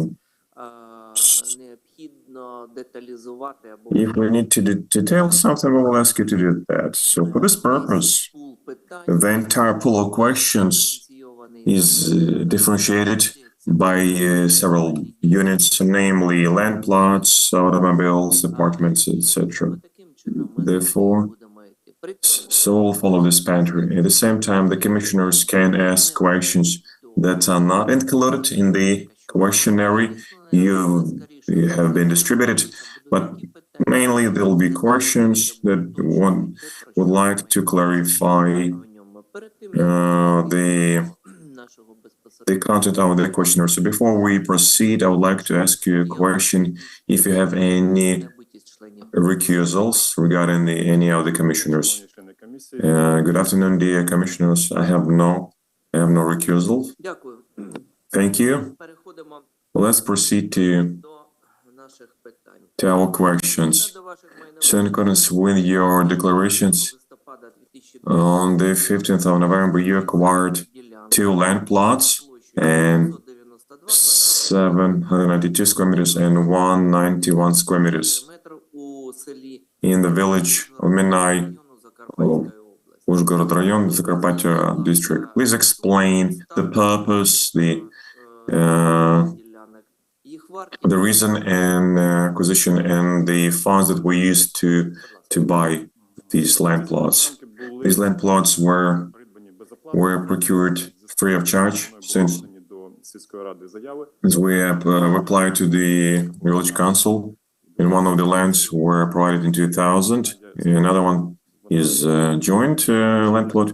It's in fact, it's added to the first land plot. The first land plot was 0.8 square meters, and then so by merging these 2 land plots, they created one land plot. One of the plot is for the housing. It has housing purposes, and the other one is for personal farming. Thank you. On the 15th of April 2010, your mother-in-law, Rivka Lavira Grorina, acquired land plot, 1,000 square meter, located in Parashinsky Rayon, village Lonshory, Zakarpattia region. Please explain the reason, the purpose, and the funds. In this case, it was received free of charge, this land plot, and as part of the privatization, as provided by the Land Code of Ukraine, any citizen of Ukraine has a right to obtain various types of land plots free of charge as part of the privatization process, as a one-time action. So they address the village council in order to obtain the land plot for the personal construction. And based on the decision of the village council, this land plot was provided free of charge. A bit later, we're talking about 2014, your mother-in-law acquired land plot of 1,256 square meters located in Shenbron, Mukachi region, Zakarpattia region. Please explain the reason and the purpose of. The situation was a little bit different here. The parents of my wife have been living all the time in Rakhiv district of Transcarpathian region. It's one of the most remote districts of Transcarpathian region, and 2017 they considered the possibility of getting closer to us, to city of Uzhgorod and sell the house they constructed in Rakhiv district in order to reside as close as possible to their daughter. And Rakhiv district is quite difficult for residents. It's a mountain area, mainly, and they considered that at that time the father-in-law was significantly ill, and they considered it would be a better idea to move closer to us. They tried to use the right of getting land plot in city of Uzhgorod, in Mukacho, but they managed only to, as I mentioned earlier, to use the right provided by the land code and obtain the land plot only in Mukacho. In this village is located 40-45 kilometers from Uzhgorod. So, but then, as far as I understand, they abandoned this idea because the war started in 2014. Everything has changed significantly, and I mean the foreign exchange rate of hryvnia versus dollar, and the situation deteriorated with the father-in-law's job. And the income has decreased significantly. Well, there is as a continuation of forward to the question asked. So 1 year before, Revkala Vasilyevich acquired 2 land plots, 354 square meters, and 842 square meters located at Velybychki, Rakhiv district, Zakarpattia region. Well, yes, when I received the questionnaire from the commission, I addressed my father-in-law. I didn't know anything about these land plots, and my father-in-law lived all his life in Velybychki village. So these land plots were obtained in Velybychki, exercising his right, so provided by the land code of Ukraine. So he couldn't provide so these land plots were removed from the Zakarpattia Belovtodort, and these plots were adjacent to the road. So they were transferred to the village council, and the village council provided them to him. So he explained me that he sold these land plots, but he didn't have any documents retained. This is another clarification on the year 21. So when he sold these land plots, no. I can't remember. I don't know when he sold them. I think he sold them earlier. Okay, in 2021, your mother-in-law Vera Revkala acquired land plot of 1,500 square meters located at Transcarpathian region, Rakhiv district, the village of Velybychki. This is a different land plot. It has to be combined with the issue of construction of the individual house. The point is that they tried to start construction of their own house back in 1987, but since they failed to use their right and get a land plot for individual construction in their village of Bychki, they addressed the parents of the father-in-law, Revkala Maria, Revkala Vasily Vasilyevich. I apologize, I don't remember her name, but since the farm consisted of the land plot of more than 1,700 square meters, to be precise, like 1,736 square meters. Based on the decision of village council, this land plot was divided, and they were given 700 square meters for construction. And the address was Ivana Franka 2, but the new address of the future house, according to documents I provided, was Ivana Franka 2A Street. So these were supposed to be adjacent land plots, and parents, the father-in-law was supposed to retain 1,000 square meters, while my father-in-law was supposed to retain 700 square meters. Before I received the questionnaire, I believed this land was privatized by the parents of the father-in-law. He just inherited that. But when I learned from the documents that, and I realized that they were using this, and from the 17 square meters, the village council divided that, and so in 2021, when the parents of the father-in-law were dead, they decided to execute the right to this land plot where their new house was constructed on, and the land plot that was left has the house where Vasily Vasilyevich was grown. That was the house of their parents. So they just wanted to restore.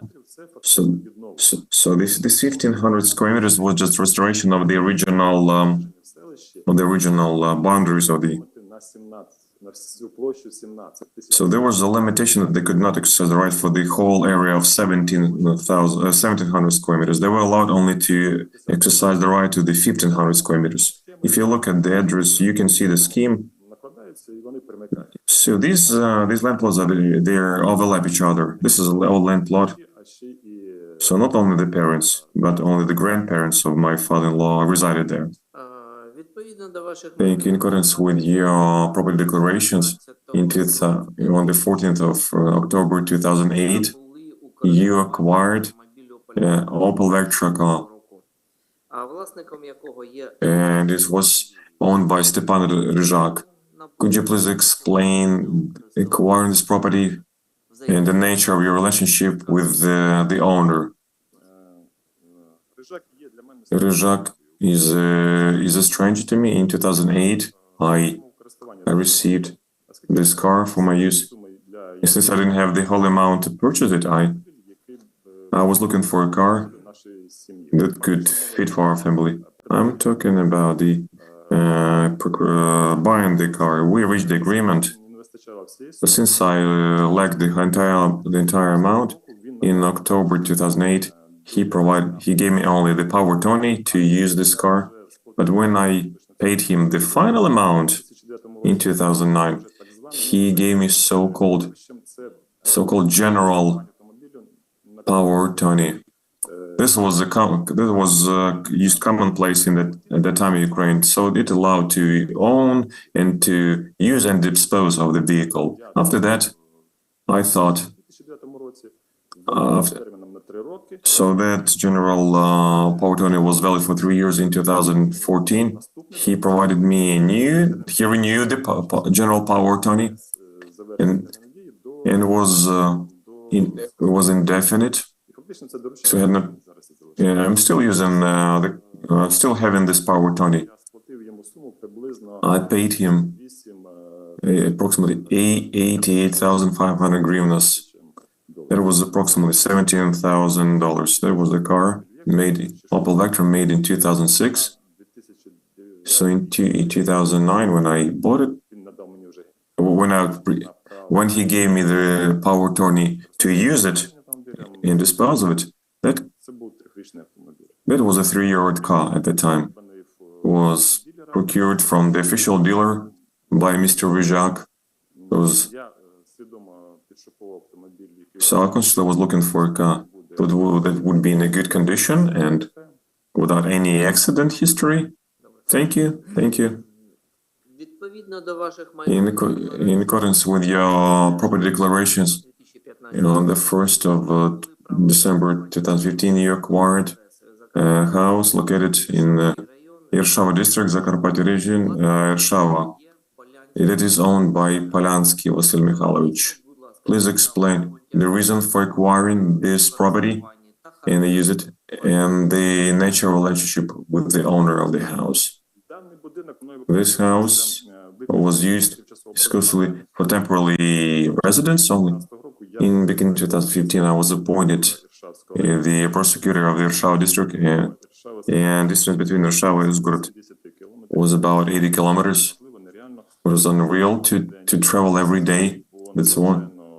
Plus, it was very expensive. That's why I decided to find a residential building that is appropriate for working from Monday till Friday and then return to my family on the weekend. But it was a problem with that, and so I couldn't find. Rishava district is a big one, but Rishava itself, the population is only 9,000 persons. I was so the godfather of my child introduced me to Mr. Vasyl Mikhailovich, and so Mr. Polansky inherited this house in 2015. He decided to sell this house. Since he learned that I was looking for habitation, he allowed me to live there. But as soon as he finds the buyer for this apartment, I'll have to vacate it. So I used this house and I reflected in my declarations. This is an old house and was 60 years old at the time. This house was built by his father, and Mr. Vasyl lived in a different place.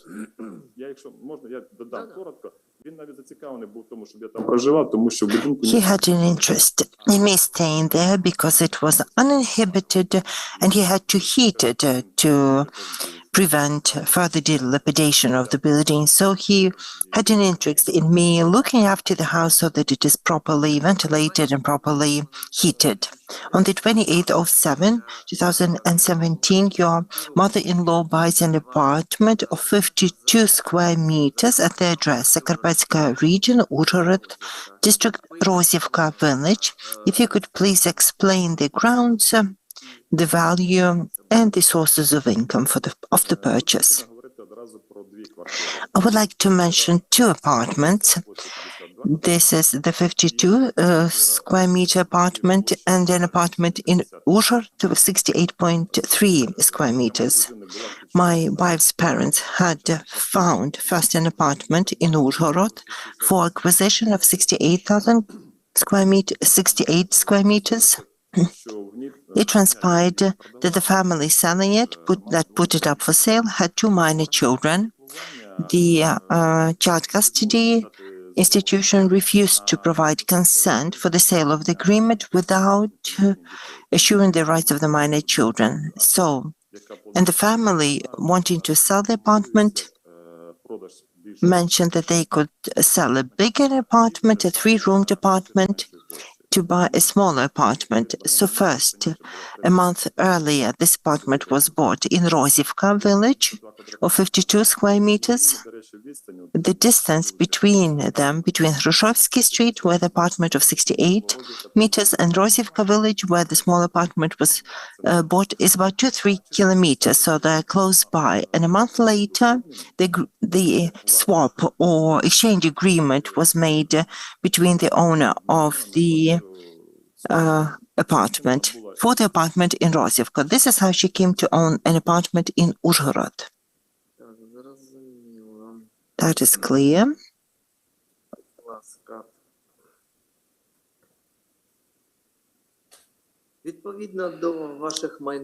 According to your property declarations, in 2017, your income constituted 469,000. In 2018, 686,000. In 2019, 725,000. At 2017 and 2019, you did not declare the cash. Did you have no cash assets? What's the average income? And did you have any significant expenses throughout this period that you have not reflected in your declaration? Справа в тому, що я підготував відповідь на це питання, але I have answered this question, but I wasn't able to make the calculation for lack of time. I was asked to make the calculation of the average monthly expenses. I sent it additional. I hope it was not too late. I would like to start by explaining that the numbers you have mentioned that are reflected in my declarations із врахуванням are included, including the taxes. я отримував вона So this is the pay на 19. calculated to me Вона менше від тої, яка відображена is 19.5% lower than the one reflected in the declaration. певна сума не So the law provides that a certain threshold of assets is not declarable, and that is 50 subsistence minimal for the employable people. And it is calculated per each family member. So I did have the assets, but as I could see when I was filling out the declaration that I did not exceed the threshold, I did not reflect them in my declaration. Later on, if you check my next declaration, you will see the assets, and some changes were introduced into the legislation. The salary went up, so I had more assets and I declared them. Fine. I can speak of my memory. I did make a rough calculation. The average monthly expenses at the time, as you have asked me. у мене залишкові суми So the disposable income in 2017 12, приблизно 12 was about 12,000 hryvnia per month per a family of 3, 4000 гривень so 4,000 hryvnia per person. не залишкові, це витрати. No, these are not the, no, this is not the disposable income, but the expenses. In 2018, 24 тисячі 24,000 на сім'ю. as the monthly expenses per family per month, І в a family of 4. 2019 році And in 2018, 27 тисяч 27,000 можливих витрат на сім'ю. as the expenses for a family of 3, so roughly 9,000 per person. As for major acquisitions that you have asked me about, we didn't have them meanwhile, but we had some significant expenses because until September 2019, I kept living in Uzhhorod. After my application to the General Prosecution Office, I was appointed since January for a position in the General Prosecution Office. My family stayed in Uzhhorod and I would travel there every weekend practically to stay with them in Uzhhorod. Also, in 2018, my daughter completed her high school. She was getting ready for her entrance exams at the university. Завершення навчання ми So in her last year of studies, we decided успішно навчалися дуже добре. Ми she was a very good student. We didn't think we need tutors earlier, but we did find tutors for her last year to prepare for her entrance exams so that she would be well prepared готуватися. and could take the tests. We had 3 tutors, Історії і English, history, and Ukrainian language. And також затрат. we paid the tutors their fee. It's quite a costly thing. Drago, over to you. Thank you, Mikola. So the question is the following one. According to your reports on the assets, your mother every year is giving you a gift in the form of cash. It started with 48,000 hryvnias in 2018. Then it went down to 40, 20,000, and now 13,000 in 2021. According to official data, your mother does not have any regular income. So 2 questions. Where does your mother is getting the money from, and why is he giving this money? Why is she giving this money to you? Дякую за запитання. Thank you for your question. Можливо, у комісії немає даних про The Commission may not have the data about the legal source of my income in Ukraine, but as I was saying in my answers to the questions, my mother since 98 has been traveling to Italy for work. She was officially employed there. She received a residence permit and a work permit. I provided the copies of the document that she was able to photocopy and send me, as she is still living in Italy.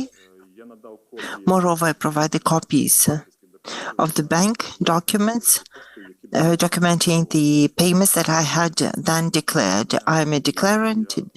I have the duty to declare, so I knew I had to reflect them in my declaration. I may have sent the copies of poor quality because of the scanning quality and the paper that the banks, paper used by the banks to print these receipts, but I had collected all the receipts and I have them with me, and I'm prepared to hand them to the working group. For review, she was employed officially in Italy, legally under the contracts, and she paid the taxes from her income.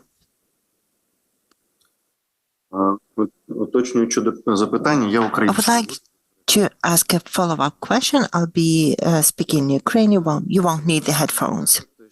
So you're telling us that your mother has officially worked in Italy and paid the taxes in Italy because there's no information available in Ukraine about her paying taxes. How do you feel about the situation when income is received abroad or in any other fashion, which is legal, but the taxes are not paid in Ukraine? What is your vision as a candidate for the position of the director? Thank you. Thank you for your question. I feel positive about the income, as people were forced to go and seek employment elsewhere. Speaking of my mother, she was retired at the time, and her retirement pay was about 3,000 hryvnia. And knowing she could not make it on the money, she tried to find some additional employment in Ukraine first, and then eventually, on someone's advice, she went to Italy. In time, she found a job, and she liked the country, and she found a job, a good job, as she told me. As for the taxation, I think it is straightforward. There can be no dual taxation. If our people had paid the taxes in their country of stay and are employed legally, paying taxes, then they are under no obligation to pay taxes for the second time in Ukraine.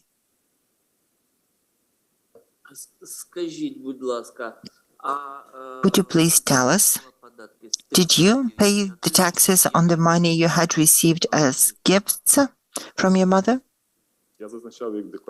I stated them in the declaration. I had no information that I had to pay tax on them, so I did not. What kind of information did you need? So what notifications did you need? If the tax service perhaps would send me a request that I am due to pay taxes, I would have paid them, of course. The people need to be aware of their duties, but that's okay. But I felt, since it's a gift, this is money that has already been tax deduced. They're not there for dual taxation. I may be wrong. I don't want to engage in this debate.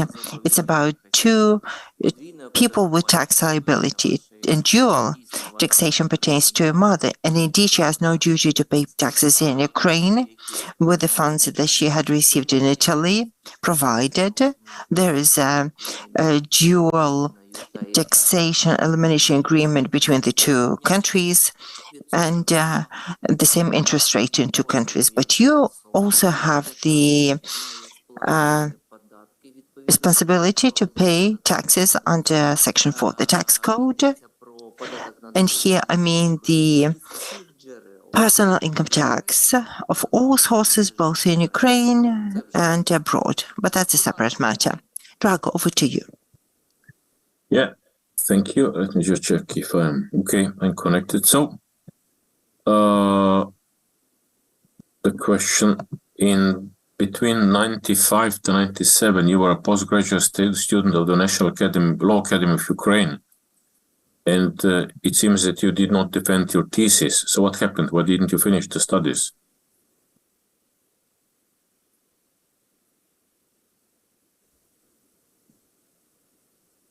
Дякую за запитання. Thank you for the question.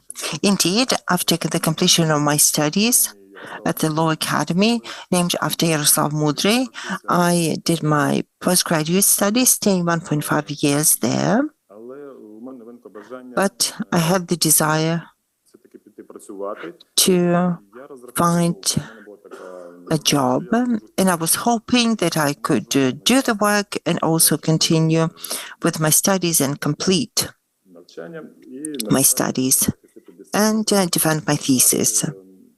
However, as it transpired, виявився досить наївним. Це I was naive. It wasn't so easy. я починав свою роботу I started my work in Rakhiv, district of Transcarpathia and Zakarpattia. This is the remotest area, over 200 kilometers from the regional center. роботи. And writing a thesis calls for regular contact with your supervisor. It calls for working in the libraries, access to the materials, and that was practically impossible working in the prosecution office. It was virtually impossible. Had I worked in Kyiv or in Kharkiv, Було б набагато більше it would have given me opportunities, but being so remote and the workload prevented me from completing my studies, so I gave up on the idea eventually, although I did regret it later. Thank you. Karen, over to you. Yes, good afternoon. My question to you relates to your current work. As I understand the description of what you currently do, you are involved in internal security at the prosecutor's office. Is that correct? Добрий день. Так, вірно. Good day. Your understanding is correct. So can you describe a situation in your current position where you were asked to undermine your own personal integrity because you were bringing forward a case against a prosecutor and someone attempted to influence your work? In other words, to make you not proceed against the prosecutor or an employee of the prosecutor general's office for some violation that they may have committed.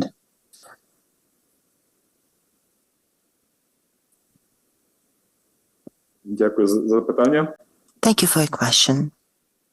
Я вважаю, що немає чинників, I які feel there are no factors that would stop me вживати заходів from taking steps прокурора, Офісу Генерального прокурора, які to порушення make його притягнення до відповідальності. to bring the prosecutor to accountability if he had Весь час, який я працюю у made the mistakes.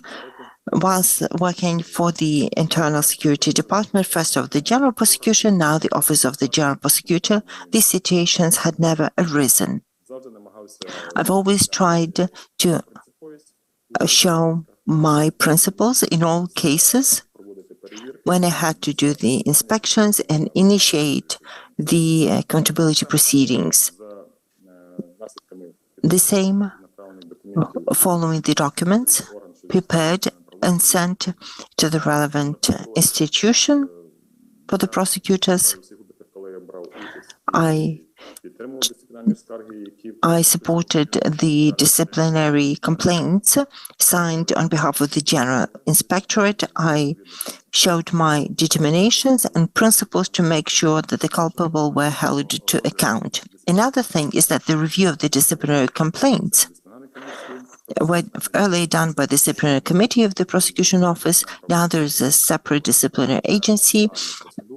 It calls for an adversarial procedure, and not always do we manage to persuade, to convince the members of the institution that the person deserves a punishment, in my personal opinion. Так, будь ласка, питання. Are there further questions? Так, але вже не минулого характеру. I have a question which does not pertain to your assets. Розглядалася справа, за якою There's an information that a case was considered ви, перебуваючи на посадовій посаді, under which you were holding a job and ви негативно the defense counsel filed a request. Your response was negative. розгляду. Я And I don't want to go into the nature of the case, but I wanted to ask you, how do you feel about the openness in the operation of the public institution, in disclosure of information, дайте, будь ласка, вичерпну відповідь. replying to attorney requests, etc.? Thank you for the question. Абсолютно позитивно ставлюся I feel very positively about the openness of the prosecution and law enforcement agencies. I feel this is the only way in which the prosecution and the law enforcement agencies can raise their standing можливо, це таки and незаслужено в певної міри втрачений авторитет, оскільки, на мою думку, the standing that was undeservedly lost, as there are some best people working for the prosecution service. Many people I've worked with over my long term in the prosecution are reliable, highly qualified, reliable people. на даній посаді, Working in the current position, I can say that surely ті, хто скоюють. there are those who do make violations, who make offenses, and this is the subject matter of the general inspection. We try to prevent the commission of violations and offenses, and should we come to know of the facts, then we work Заслужить покарання. Що стосується адвокатів, dedicatedly to make them liable. прокуратури, це особливо контрольно. The Питання, які ми розглядаємо. requests we receive from the defense are under particular control of prosecution. We know that we have to review them within 5 working days. Time limit, we take all steps to provide full and effective answers. Питання. I have two more questions. Розділі 5 вашої In chapter 5 of your application, you said the trends prove that змінити статус there is a wish to change the status of the national to the central executive body with a special status. It's not, створилося на орган we виконавчого cannot allow the NABU to turn into the executive body від окремих. and become dependent on certain officials. Ну, питання в тому, що The point is that корупційної NABU in Ukraine is already has a status October 2021 as зміну закону, чи з чим so. So анкеті, яку why do you provide these aspects in your application? Щоб національна I'm the proponent that NABU should be as independent as possible, органом для того, щоб law enforcement agency, and унеможливити будь-який тиск, який to make impossible any pressure that can be done on NABU employees and its management or leadership. у своїй анкеті Therefore, in свої думки і my application, I express my ideas. In case of the becoming a director of NABU, I will pay all the possible efforts було to, оскільки це рахую необхідним, and I think it's necessary максимально to ensure maximum independence of the NABU. No, this is the question. і не відслідкували, що зміни в I mean, you didn't track the change in the legislation that already took place. I have a last question. довго пропрацювали. You've been working for a long period of time in the law enforcement bodies. Tell me, please, all over this during all this period, От щоб ви могли сказати, що what is the thing that you're most proud of? я там Like something that I have initiated. Maybe there is something I have done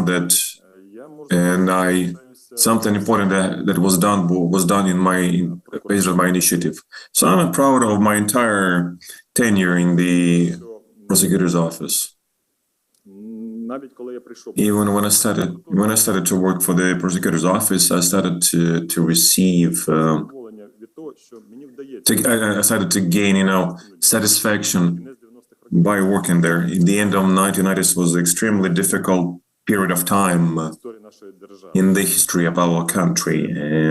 That was the period of significant debts, salary debt, social payment debts, and in that time, the legislation entrusted the prosecutor's office with great powers. But most of my time, I was in charge of supervision of the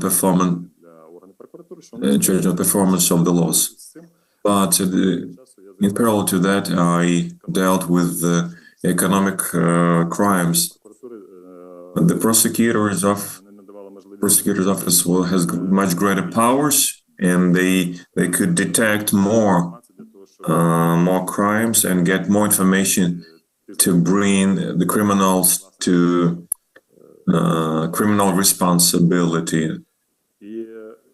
So, відповідь на ваше питання, можу сказати, so answering your question, I'm proud of cases when I managed to represent the interests of people and help them, protect them, and when I managed to bring the criminal proceedings to the court and ensure the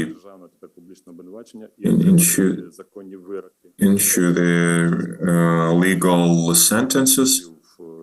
And since I've been working for 6 years, I've been working for General Prosecutor's Office.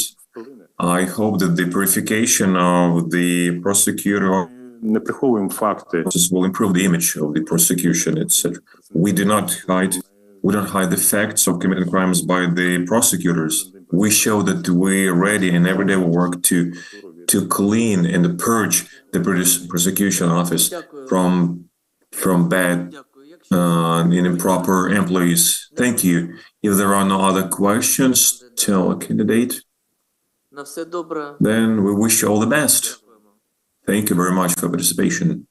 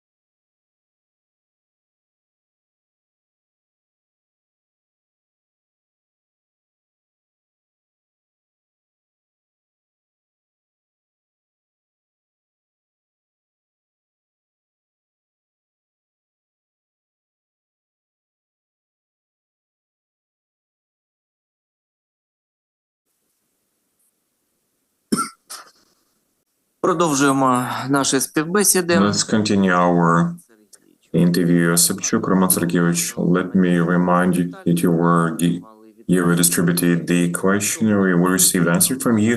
It doesn't mean that any of your answers would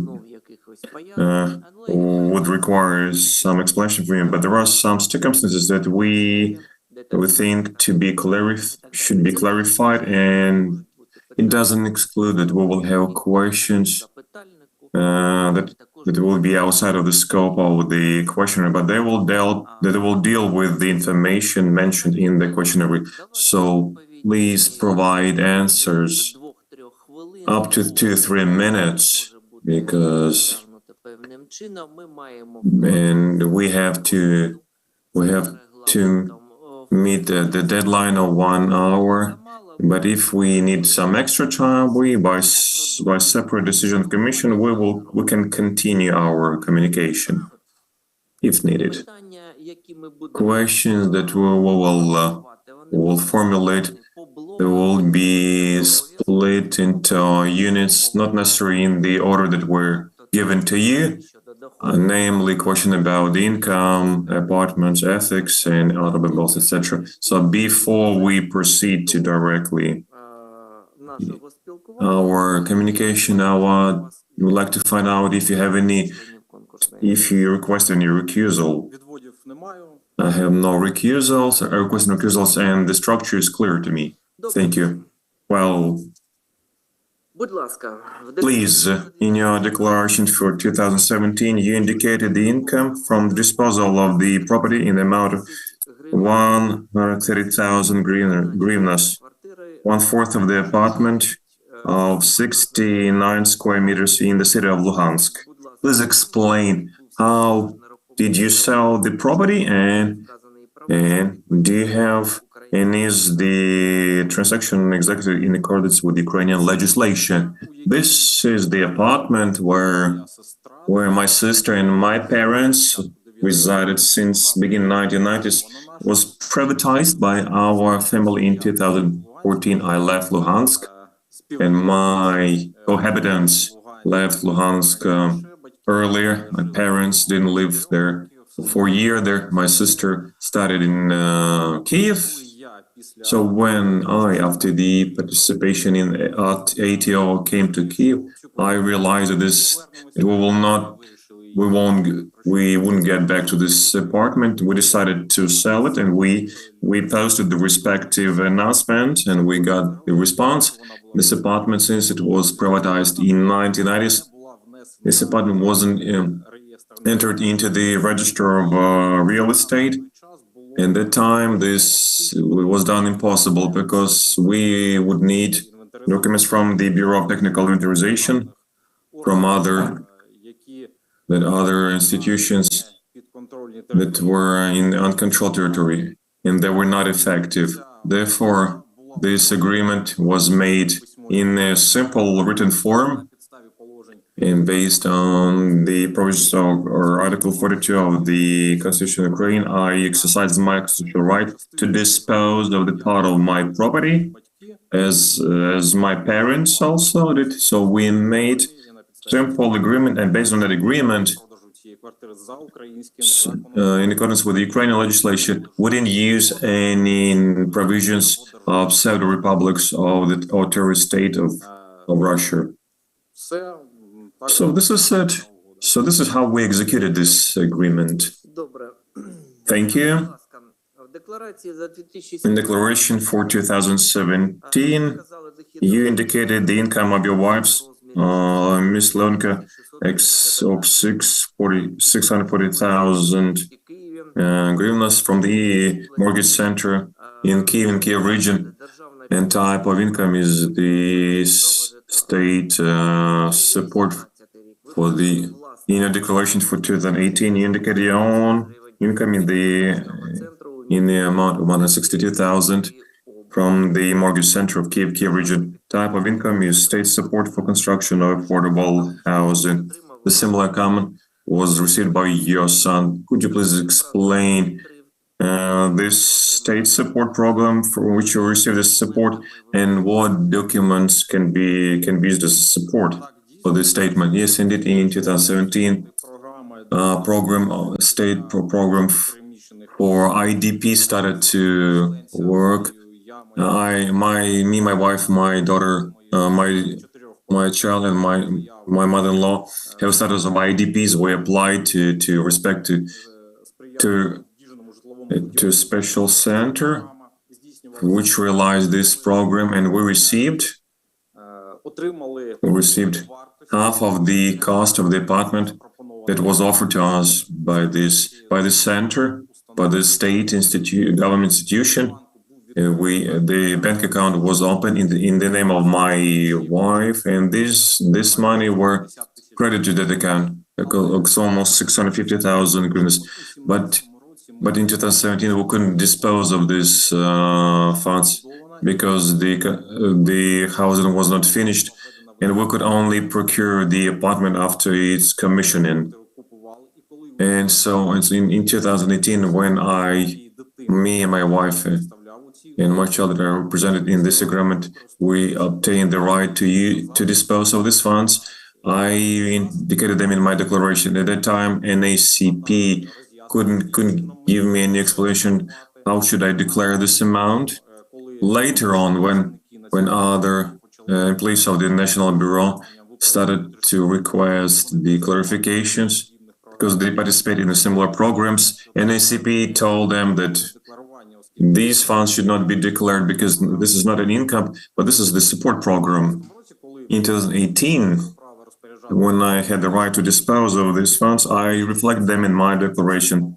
This amount it was already included in the funds that were credited to the account of my wife's bank account. Tell us, please, why did you change the address? The change of the address is related to the fact that first there was the construction address site. That is a residential complex that consists of 4 buildings, and after that, each of the buildings was assigned address in accordance with the decision of the Kyiv Municipal Council. Good.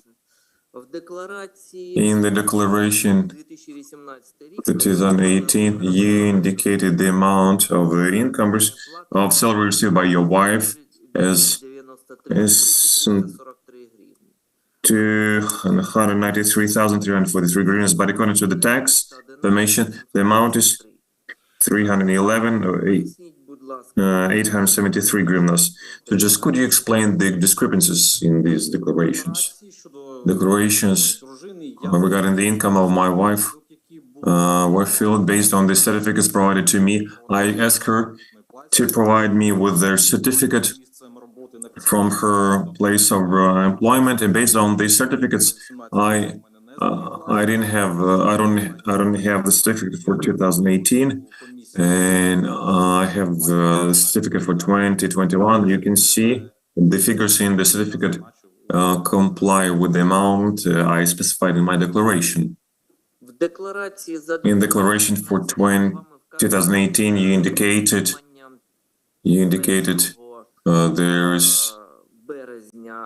you received a loan. I received the loan in the amount of 2,600,000 hryvnias on 1st of March, and the balance as of 31st of December 2019 is 750,000. So 1,850,000 was paid. Could you please explain the terms of the loan, the repayment of the debt, and maybe break down by years? In 2019, indeed, the apartment that we bought at Tiraspolska Street, we thought we would reside there, but before it was commissioned and we started to repair it, our child went to school at the place of our current residence where we rented the apartment, and there was quite a good school, and you couldn't find any better replacement in the same district. So we decided to sell that apartment and buy apartment closer to school because it was convenient for us. But it happened so that the person from whom we bought the apartment, he didn't reside in Ukraine, and there was a very limited time to execute the transaction, so we didn't have time to sell the first apartment, and that's why we decided we were looking for an option to find the necessary amount. We addressed banking institutions, but since we didn't have any property and didn't provide us any mortgage, any loan, so my wife addressed one of her colleagues, and he decided to provide us with a loan, provided that half of the loan will be returned after we sold the apartment we were going to sell. It was half of the amount of the loan, and the other half was supposed to be returned during the year. So immediately after we sold the apartment in Tiraspolska Street, we returned 1,300,000. The same year, we repaid 500,000 hryvnias. I provided the respective calculations regarding our income, our monthly income, and these amounts are enough to repay the debt. Plus, and so, but in the beginning of 2020, in the first quarter of 2020, in the end of the first quarter, we repaid the 750,000, the outstanding amount of loan. And also, I provided you with all the calculations in writing, so it doesn't make any sense to repeat them. Well, your mother, Осипчук Olga Petrivna, during 2020 acquired 2 apartments. One of the 63.7 square meters in the city of Kakhovka, and the other one is in city of Kiev in Rusanivska Street. So please explain. Indeed, the first apartment was in city of Kakhovka is the apartment where my grandparents resided. So the parents of my mother, so in order to simplify the procedure of inheritance, they decided to donate this apartment. I also provided the birth certificate that supports the first hero relationship between the former owners of and my mother. Do you need any explanations? The second apartment in Rusanivska Nabережna Street was procured by my parents, and the amount was indicated. It's 1,265,400 hryvnias. So they bought it from their own savings, and so this amount also includes the amount they received from selling the apartment in Luhansk, and the amount that I returned them when I bought a car from my father. And plus they added the savings they accumulated during their life. And then your wife acquired an apartment of 34.3 square meters in Kiev in Bereznikivska Street. Please explain the source of the funds for procuring this. So we procured this apartment for the mother of my wife. So it was the end of the story of providing habitation for our family of IDPs. This apartment was bought from the money that received by my wife's and my mother-in-law's salary. So my wife decided to present this apartment to her mother, and I provided all the calculations. And in 2021, we had enough money to procure this apartment, and so during the donation, my wife donated this apartment with my consent. Я тоді, якщо можна, зможу поєднати два Fine. Then I would like to merge two questions. Firstly, do you use your service vehicle? How often do you?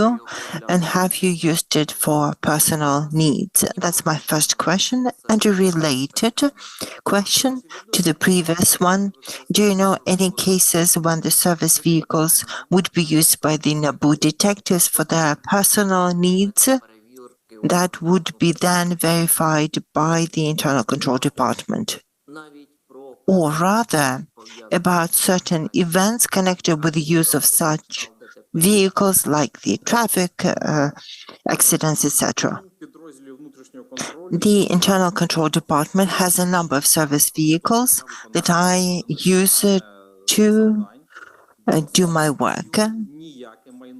I have never used any assets belonging to NABU for my personal needs, including vehicles. This is my answer to your first question. As for the second question, we did have an in-service investigation about the use of a service vehicle for personal needs, which ended in a traffic accident.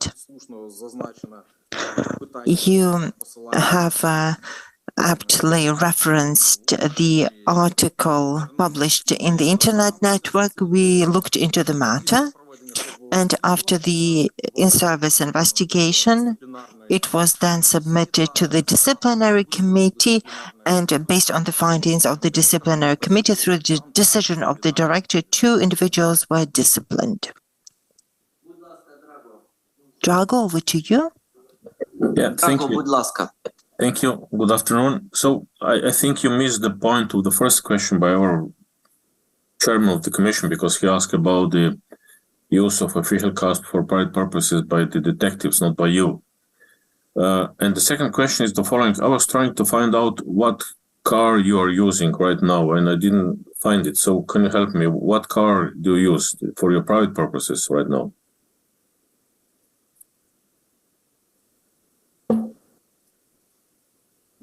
Мабуть, у нас якісь неточності з So перекладом. this might be some mistranslation because the chairman did ask me whether I had used the service vehicles, and I did answer that question. And secondly, about the detectives, this was the second question, and I answered it too, saying that we did have an in-service investigation after the fact. The vehicle that I use as my private is Suzuki Grand Vitara car, which is now registered in my wife's name. Чи є варіанти, щоб ви використовували свої Have you used your service car for your family needs, say to drive your wife somewhere? We're asking you questions because this is the information we received from the third parties that you could have used the vehicle for your personal needs, not personally, but for the benefit of another person. I would like to reiterate that I have not used the vehicle for my personal needs. It can happen since I manage the pre-trial investigative unit. I may use the vehicle in the non-working hours beyond 6 to 8, and but also on the weekends, but only for in my line of work. Drago, over to you. Yeah, I'll just follow the same line which I started. So you said you're using the car Suzuki Vitara, which is registered at your wife's name. So does she have any other car registered on her name, or this is the only car she has registered?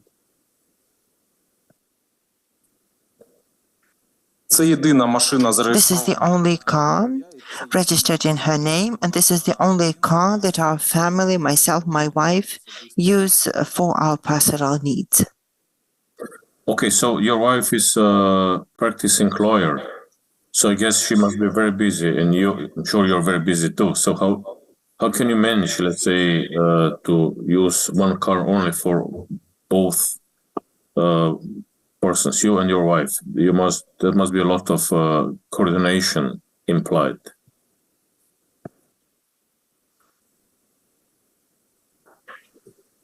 На вихідних в At основному weekends, за кермом я для I mostly drive задач, не to знаю, поїхати go on family business, like to do the shopping at the supermarket or take the child for a football competition. But in the weekdays, немає завдань, які б I я have no встигав, не знаю, немає завдань, для чого мені були errands, or I have no need of the family car. My wife has it and she uses it. Роман Сергійович, таке запитання. Ми Romane, we have the following question. We have received some information from the National Anti-Corruption Agency on the candidates. Have you or have your subordinates any connection in submission of this information? Я не маю жодного стосунку. I had no connection to the formation of the information my subordinates may have. I'm not aware of it. During the competition, all the applicants were summoned by the acting director of NABU, his honor Glava, saying that we are likely to receive such requests. We have all written documents asking not to be assigned any documents about the candidates applying for the competition. So I have not received any requests and I did not form any answers pertaining to this competition. It is clear. Thank you. Have you monitored other interviews, especially of the applicants in this competition that are currently working for the NABU? I have partially been following. As you've said correctly, I have a very heavy workload. I asked my staff to be following, as it may be a ground, say, for the monitoring of the lifestyle of these individuals. Thank you for your answer. And there's another block of questions we would like to ask you. Your employees, Melnik Ruslan Ivanovich, Гадуєва Ксенія Ігорівна, when did they start working at the NABU? What was your dealings with them? Did you incentivize them? Did you make any decisions about sending them on business trip abroad? Thank you. Yes, these people do work for the Internal Control Department. Ruslan Melnik since 2016, Ksenia Hoduyeva since 2018. As for their involvement in the interview for the positions in the Internal Control Department, I did not know them before. From the documents of Ruslan Melnik, I discovered that he graduated from the same university as me and he used to teach there, but he was not my professor. I did not know him at the university and I have not met him. And they arrived at the NABU through open selection, through open competition, through the competition. They were appointed by the director of the NABU. The decisions about incentivizing them, these decisions are made by the director with my submission, and I did describe it in my written answers, and I'm prepared to continue. Did I send them on business trips? I'm not the one making the decision about the business trip, but when it made sense to send them on business trips where they could improve their skills, then they took those trips. Karen, over to you. Yes, thank you. I have two questions. My first question is, would you describe a situation where you were faced with in your current position where you received pressure to not conduct an investigation into an employee at NABU if you faced such a situation? And my second question is, would you describe as a leader in your unit how you establish a policy for selecting people who may potentially need training, extra training, or be going on business trips in terms of making sure that you provide those opportunities equally to all of those underneath you? Thank you.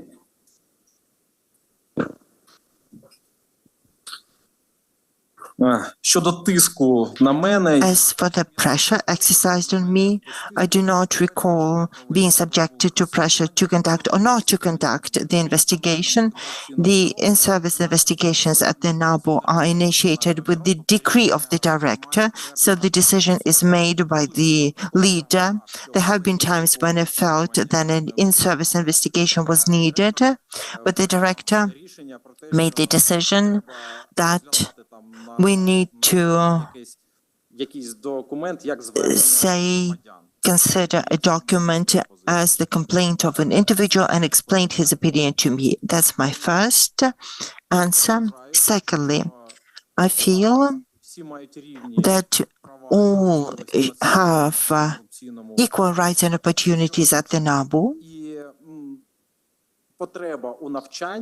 and the need in training should be identified based on the objectives of the employee. Being sent for training is not an incentive. It is a need for the people who have the right skills and who will then be able to put those skills to use to improve the performance of their unit or the performance of NABU overall.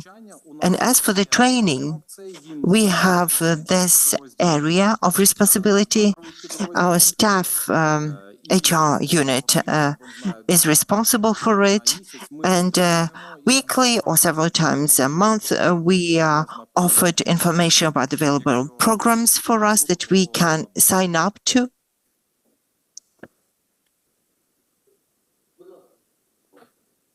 Roman, you have given us the information about the individuals who can give you references. You didn't say positive, neutral, or negative. It is the head of the National Agency for the Prevention of Corruption, acting director of the NABU, and the honorary dean of the International Anti-Corruption Academy, but you have not given the context of the individuals. I know they're easily traceable. At least I can't see them. So is it ethical, in your opinion, to give such individuals as those that can give you a reference whilst you're running for this position? That's my first question to you. And my second question to you, have you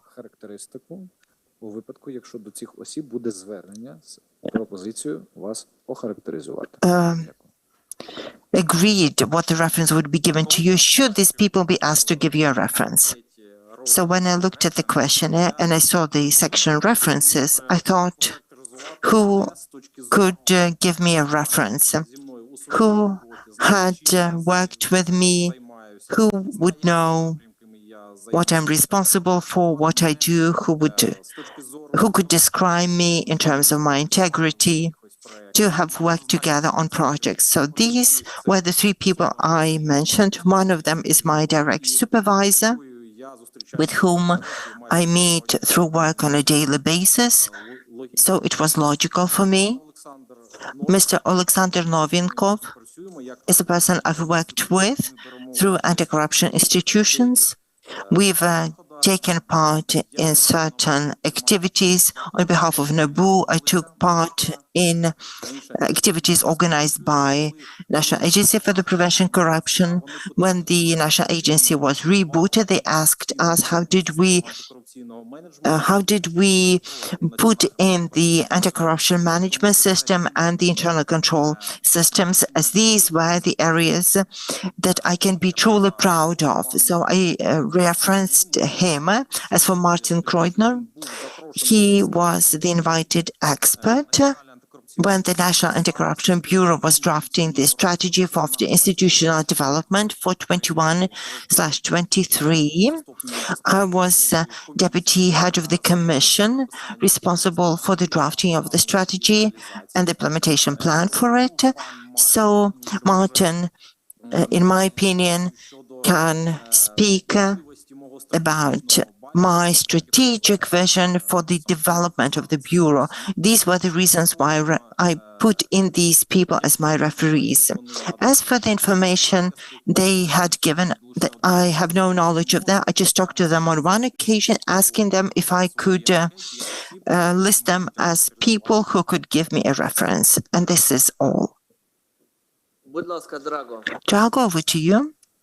Thank you. Well, when you were running for the position of the NACP NAZK director, you have been rejected by the commissions. What was the reason for that?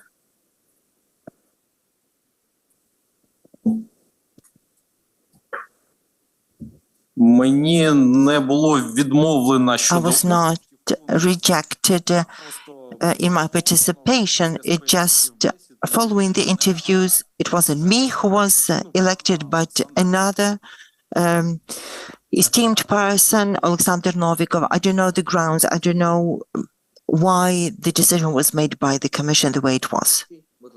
Alexei? To go into the questions. So in 2019, your wife has declared a loan amount to 2.8 million hryvnia. Who provided the loan, and what was the purpose of this loan? Thank you. I did name the purpose of the loan. We needed money for a certain time to buy an apartment until we could sell the other apartment. As for the person who offered the loan, I cannot name the person, as my wife promised that this person would remain confidential. I do know the person. I have made sure that during the legal deed I did not enter into any conflict of interest, nor I could have a political conflict of interest. He's not a politician. He's not under the investigative jurisdiction of the NABU. So I did know the person, but through the agreement with my wife, and this is agreement I cannot breach, I'm not free to name the person, because I feel that integrity is not limited to my duties. In my post, I have to show integrity everywhere. I cannot forsake my principle for the personal benefit, for the sake of openness. Thank you. Continuing this issue of the conflict of interest and respecting your right not to disclose the third party's identity, we see that your wife is an attorney and she has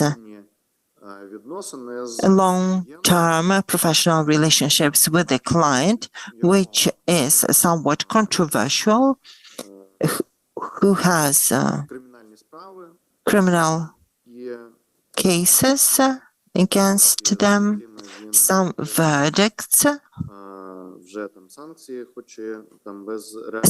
sanctioning him, although these are not real prison terms, but with the probation. So, my question is, how do you feel about the professional conduct of your wife, her taking the loans, and do you feel it is acceptable for the prospective activities of the director? To be honest, I'm not quite clear what you're asking me about. My wife has been in-house for quite a long time. She's not a criminal attorney. As for her cases, I have no knowledge whatsoever. She doesn't ask me about my professional conduct at the NABU, and I know nothing about her activities as a lawyer for a company. This loan was needed at the time for our family, and I would like to reiterate that I made sure that I did not have the conflict of interest then or in the future to do with this legal deed. Так, будь ласка, питання. Do we have more questions to this candidate? Якщо питань більше немає, If we don't have any further questions, закінчуємо співбесіду. I would like to conclude this interview. We would like to thank you and wish you all the best. Thank you.